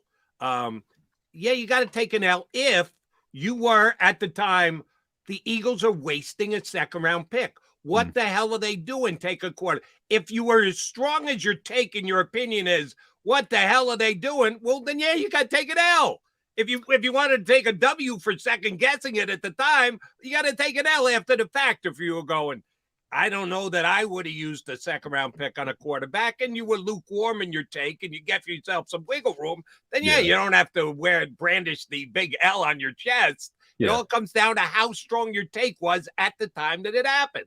Well, and whenever you do revisionist draft history, it's like, you know, we're asking ourselves unanswerable questions like how much of a difference would drafting Logan Wilson have made then, or drafting Jeremy Chin? I mean, does that 2020 or Eagles team turn out differently if you get a 2nd-round linebacker or a 2nd-round safety? And the thing that I was offended about more than anybody, because you guys know I probably watch more college than most Philly media, and you know, I got to watch Jalen at Oklahoma and I watched him at Alabama a lot, and like when they put him in that first year and they were running these gadgety like Taysom Hill BS plays, I was just like it was almost offensive, because I'm like, that's like not the guy that I watched it at Oklahoma and Alabama, and I'm like, surely they did not just draft this guy to throw him in to run like a 4-play wild package. You know, that was the thing that bothered me probably more than anything, because I thought at the time, I'm like, this guy deserves to go somewhere where he's going to get a chance to play like real snaps, not gadgety BS. And that's the thing, you know, I go back to 99 all the time and I say, what if Tim Couch ended up with Andy Reid or Achilles Smith and Donovan McNabb had to go to one of those crappy situations? Yeah. You know, the assumption is like Justin Jefferson, more recent, versus Jalen Reagor. The assumption is if Justin Jefferson was here, he'd do the exact same things there. Well, he had a high volume thrower there. The guy throws for 4,000 yards all the time. The Eagles didn't have that at the time. He's still going to be a good player, but it's not going to be the same. And yeah, you bring up Logan Wilson. Fit means everything in this league. Everything. And the Eagles have done a good job with Jalen Hurts, but Jalen deserves a ton of credit. There are certain Justin Fields in Chicago. Jody and I both like the player. I hate the situation for that kid. I think he's in a bad situation with a defensive-minded head coach, a bad offensive coordinator who kind of coasted on Aaron Rodgers. I feel bad for the kid. Well, my favorite draft, revisionist draft history, hot take story is goes back like more than 10 years now, but I guess it was 2010 or 2012. Was that the Brandon Graham, Earl Thomas draft? Oh, yeah. Jason Pierre-Paul throw him in as well. JPP. Yeah. I mean, for years, the Eagles complained about like, man, we should have got Earl Thomas there. Then, I look back in 2017, I'm sitting here thinking, all right, at the end of the day, both of these guys ended up winning Super Bowls, ended up being, studs at their peak, so it was just silly to think that we argued about that for as long as we did, when at the end of the day, both guys ended up with a ring and, ended up being key, pieces on those teams. So I think the thing with Jalen though, is just like re-emphasizing like the context around it. Like, no, I can't say it enough that like, I don't think anybody was anti Jalen Hurts, right? No. It was anti quarterback. Well, I would say from my perspective as somebody who I say all the time, and Jody will know this, typically, and why I give the Eagles a lot of respect, typically I think they make good decisions. They make most every decision they make makes sense to me. That pick did not make sense to me. I didn't say he was a bad player. I didn't say, I'm not that guy. I'm not the hot take guy. It didn't make sense to me. And that's not typical of the Eagles. So that was sort of my spin on it. Yeah, and saying that it doesn't make sense doesn't mean you're right. Again, it doesn't mean you're anti Jalen Hurts. The thing about, by the way, can we just say real quickly, you talked about decision making with the Eagles. You talk about Jalen Carter. I love the situation for him here because I don't like when you talk about guys with character issues or off-field transgressions or problematic stuff that you may be worried about. Like the Eagles really do not have a lot of those situations, or they really have not, probably since Riley Cooper and Michael Vick, if you wanted to go back that far. But seriously, like honest question for both you guys: what is the most concerning or biggest or most memorable off-field incident or character issue that any Philadelphia Eagles player has had going back 10 years now? And don't say Josh Sills, because he played 4 special team snaps and he wasn't even, he was barely a part of the roster. Like what is the biggest transgression you can think of? I would say Deshaun Watson with his anti-Semitic stance. That's what it is. Deshaun Jackson with the Farrakhan stuff. You had a couple. Josh Huff with the gun, which evidently picked up at the CBS because he didn't have it at the Novacare complex. The strip club incident, if you remember that, bunch of guys. Mini camp ended, and they all went to the strip club. I was thinking too. Nigel Bradham had the one game. Nigel Gunn, that was a great Jim Schwartz quote. Yeah, that was. That was a Crossing Broad headline, I think, for that time. But I think the point I'm trying to make too is they don't like the Eagles do their due diligence on these guys. And, I had said before, I was like, if they draft Jalen Carter, like I would feel comfortable with it because I think they take these things seriously. This is not like Jerry Jones when he's like, oh, there's this guy hit his wife 3 times. It's not a big deal. Let's bring him in. Like they don't brush off stuff like that. They do their work behind the scenes. They look into these guys. They're bringing them into a good culture, strong locker room. He's got 4 of his Georgia teammates there with him. Like, quite frankly, there couldn't be a better situation for this guy. So if he gets in trouble or does something stupid, he's the only one to blame. All right, I'll play devil's advocate here. And I'm not saying I necessarily believe this 100%, but I think it's legit. You've got Brandon Graham, you got Fletcher Cox. His teammates are his teammates, the guys that he knows in Georgia. I think that could cut either way. Either they could kind of form a clique, which might not be great, or all of them will keep each other in line. I'm not sure which way this is going to go, so I'll lean optimistically. But Brandon Graham and Fletcher Cox are going to oversee this young man, mentor this young man, and keep him on the straight and narrow. They both could be gone in 9 months.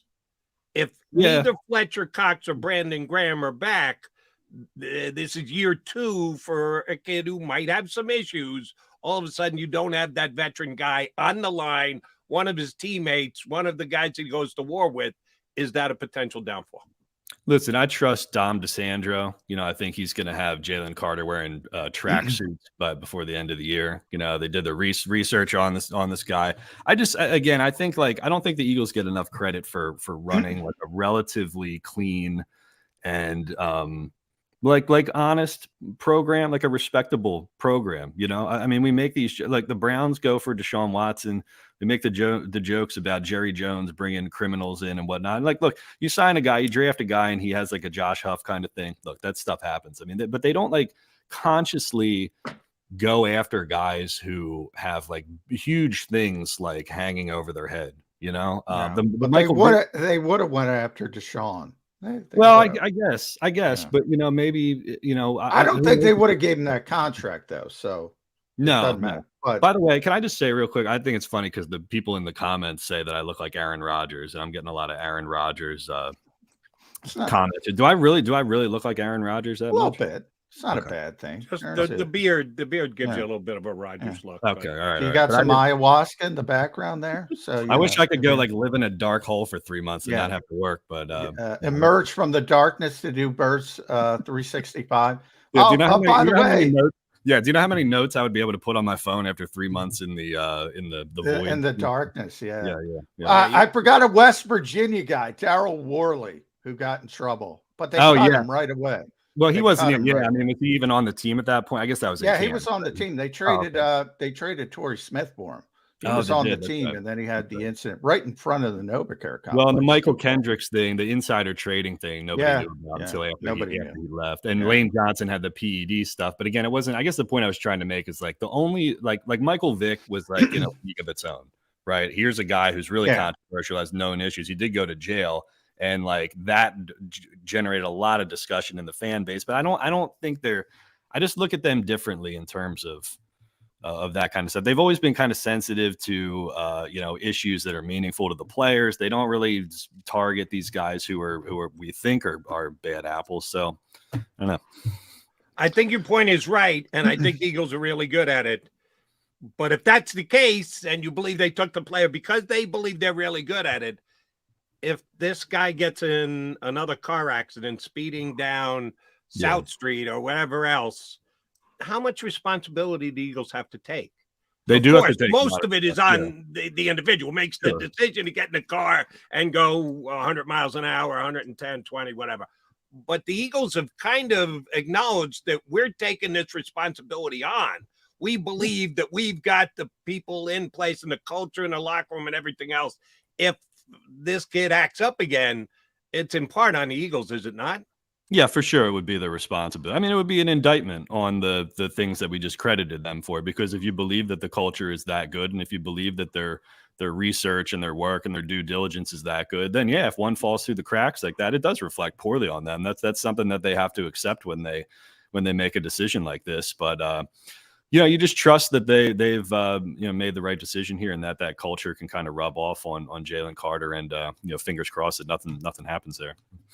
All right, Kevin, I need you to take some of the heat off of me. One of your hot takes: the way Gannon left is barely even a story. Your thoughts on the most hated defensive coordinator in the history of Philadelphia? Yeah, look, I mean, Shane Steichen left in the same way, did he not? So, and this happens all the time. So I just don't really see. I think what happened here is that people were just understandably like mad about the Super Bowl and Gannon for not talking to the media afterwards, and seemingly escaping to Arizona, and they wanted some answers and some accountability from him. I get that. I don't think there's anything wrong with that. I would agree with that. I think he probably should have addressed it more than he did. But I mean, this stuff happens all the time. This happens every year. Right. And I think I think it was your tweet, John, where you were saying it was they got caught on the technicality with the first interview, second interview kind of thing. So again, I think he's been the focal point for a lot of the ire coming out of that game. And that's fine. I mean, he did not have a good Super Bowl. I'm not going to dispute that. But I miss the days where we just said he's a shitty defensive coordinator, which is fine. That part's fine. I know. The other stuff that he didn't want to win the Super Bowl, that he wasn't invested, he didn't prepare. No, I mean that's totally nonsense. I am 100,000,000% sure that they did not lose the Super Bowl because Gannon was too busy, studying the Arizona Cardinals roster, right? I mean that they did the requisite prep, and why is this? Here's my question: why is it so hard for people to just admit that they got beat by a generational head coach quarterback combination? I mean, does it have to be? Does it have to be any more complicated than that? I mean, here's the thing: Super Bowl 57. This was in the column too. Super Bowl 57 was Super Bowl 52 without the strip sack. Yeah, exactly. Right. Make one defensive Johnny Mac play. says that all the time. Yeah. One play. They made one Great- play in great Super mind. Bowl. Ridiculous. Jonathan Gannon's defense got cooked in Super Bowl 57. Spags' defense got cooked in Super Bowl 57. Matt Patricia's defense got cooked in Super Bowl 52. Jim Schwartz's defense got cooked in Super Bowl 52. All right, all four of those defenses struggled. The only difference was that Brandon Graham popped up and made a huge play at the most opportune time. And nobody in that Super Bowl for the Eagles, nobody on the defensive side made a single play. So I don't know. I'm not. And again, that's not to absolve Jonathan Gannon from responsibility here, but the players got all the credit throughout the year when they won, and then when they lose, the players are absolved of blame, and Jonathan Gannon gets all the negativity. So we just got to be. I think CJ contributed to that with his tweet and delete. You didn't put us in positions to make plays, and then he quickly deleted it. But I don't know about you, Kevin, but I got a bunch of people complaining that into a bunch of players complaining. I heard one player complain.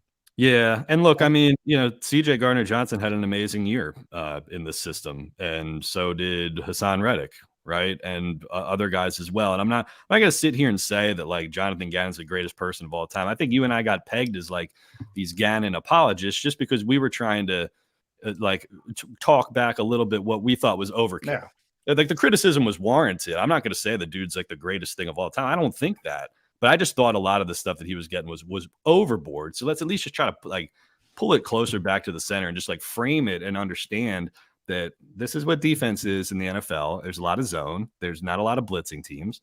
There's a lot of four-man rush of, two safeties. I mean, that's just kind of like where we are in the zeitgeist of the moment, and I think for Eagles fans who want Jim Johnson 2.0 or Buddy Ryan or Bud Carson 2.0, those guys just don't really exist, at least in this current iteration of the NFL. That's not to say it can't cycle back to that. Well, Wink Martindale, there's one. Wink. There's one. Yeah. I mean, that's pretty much it. Couple of things. Tweet and delete. CJ Johnson, he got deleted from the Eagles. Number two. That's one of the reasons why, by the way, Jody. That's one of the reasons why. Don't doubt that. Yeah. Hassan Reddick, good enough to make that play against according to John, green quarterback Brock Purdy, and that's why Hassan was able to get there because Purdy didn't know how to get the hell out of the way. The Patrick Mahomes you talk about in the Super Bowl, that might be the reason why the defense didn't make also the ice rink as well. The ice rink they were on.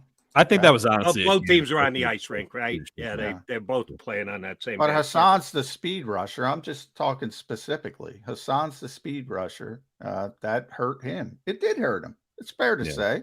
Doesn't matter. Both sides had to play on the field, right? But it did hurt him. I just think here's my thing. This is a rule that we made at crossingbroad.com. We have declared that nobody is allowed to use the word adjustments unless I love that. Unless you can specifically talk about what adjustment you want them to make. Sure. So, I've had this conversation with a million people at this point, but on the fake motion and the backdoor where they scored twice on that in the Super Bowl, everybody says, well, they should have made adjustments. Okay.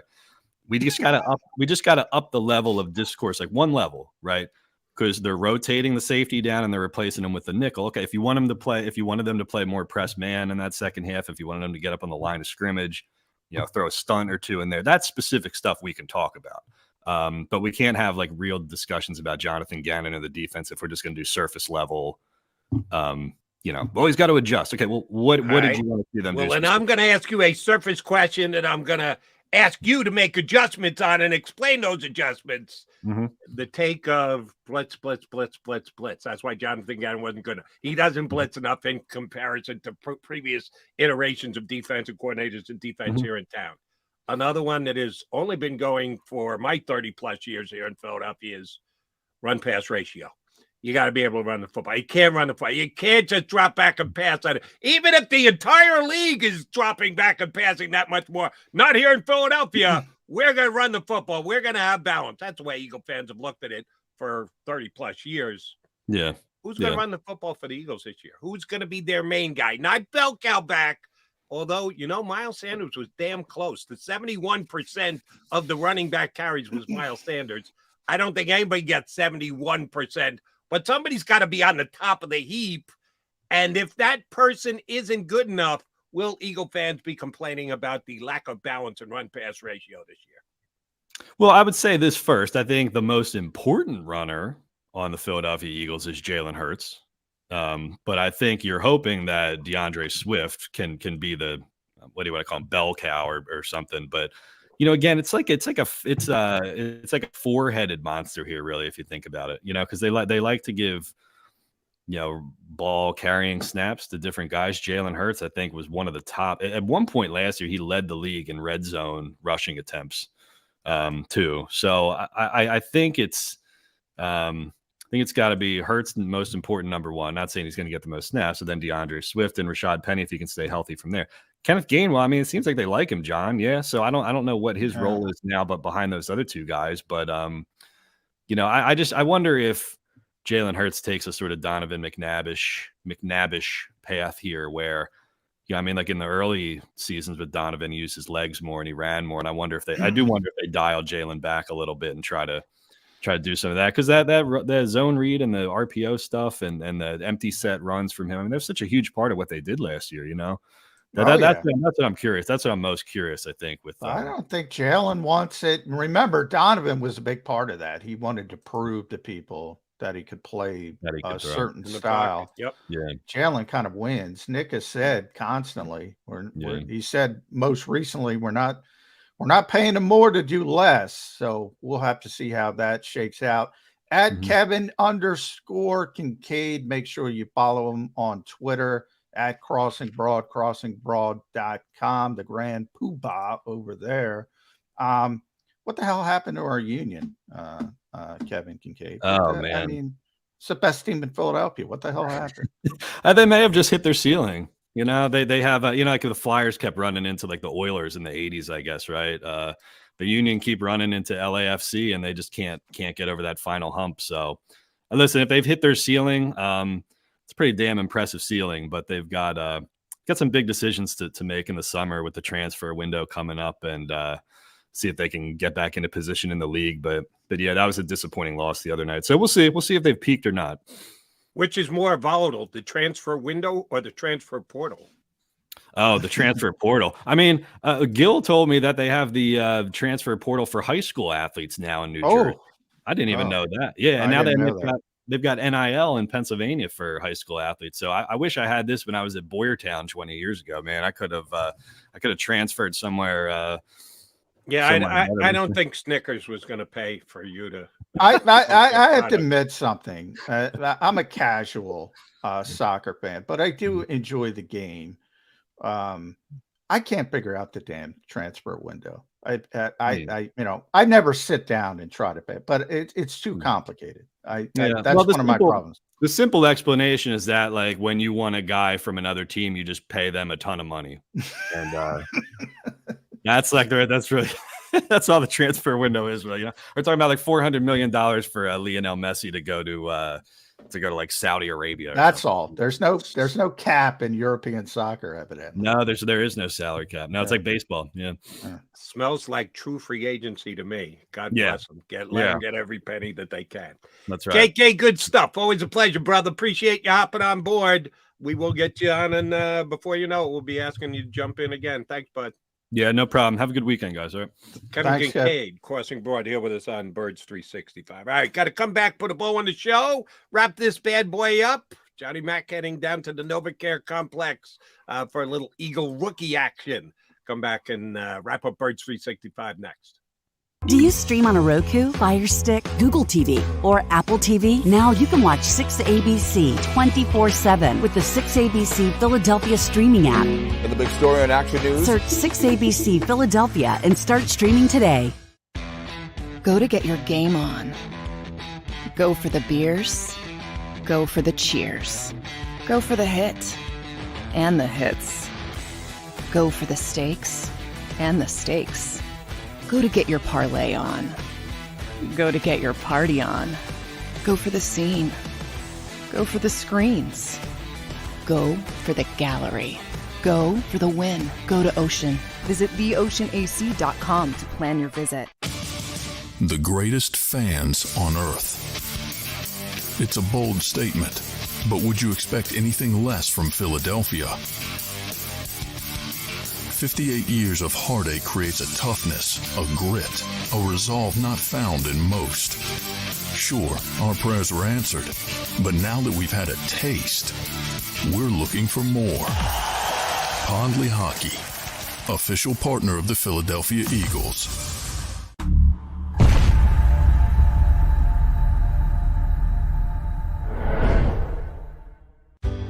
Go passionately. Go fearlessly. Go confidently. Go Birds!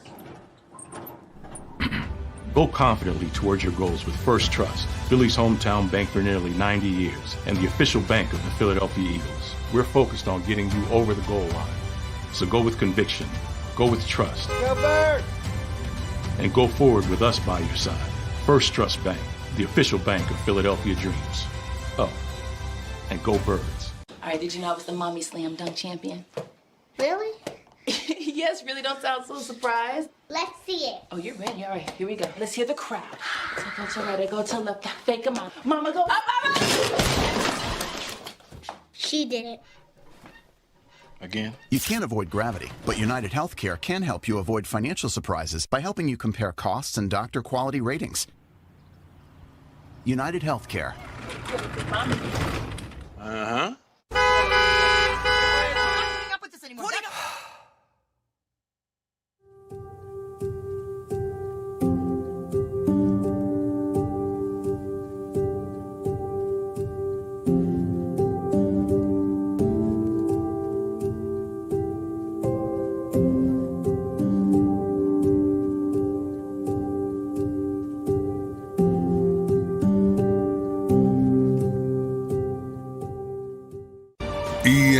EAGLES, Eagles.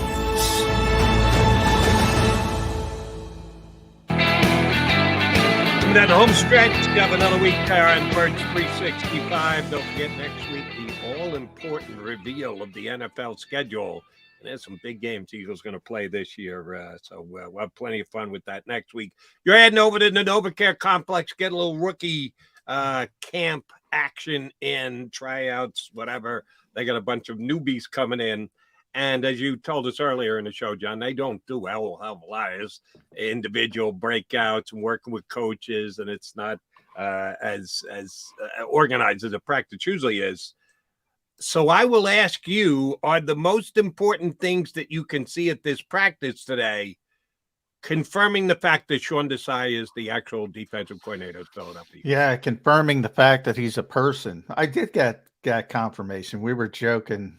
We got a group text with the Eagles and the reporters, and I was asking for confirmation if he's a real person. So they did confirm that. They did confirm that. That's a good thing. But you know, the most interesting to me, actually, you bring this up, I want to see if Matt Patricia's out. That was going to be my question number 2. First is Sean Desai. I put him in that order because, yeah, he's kind of more important because he's actually going to be the defensive coordinator.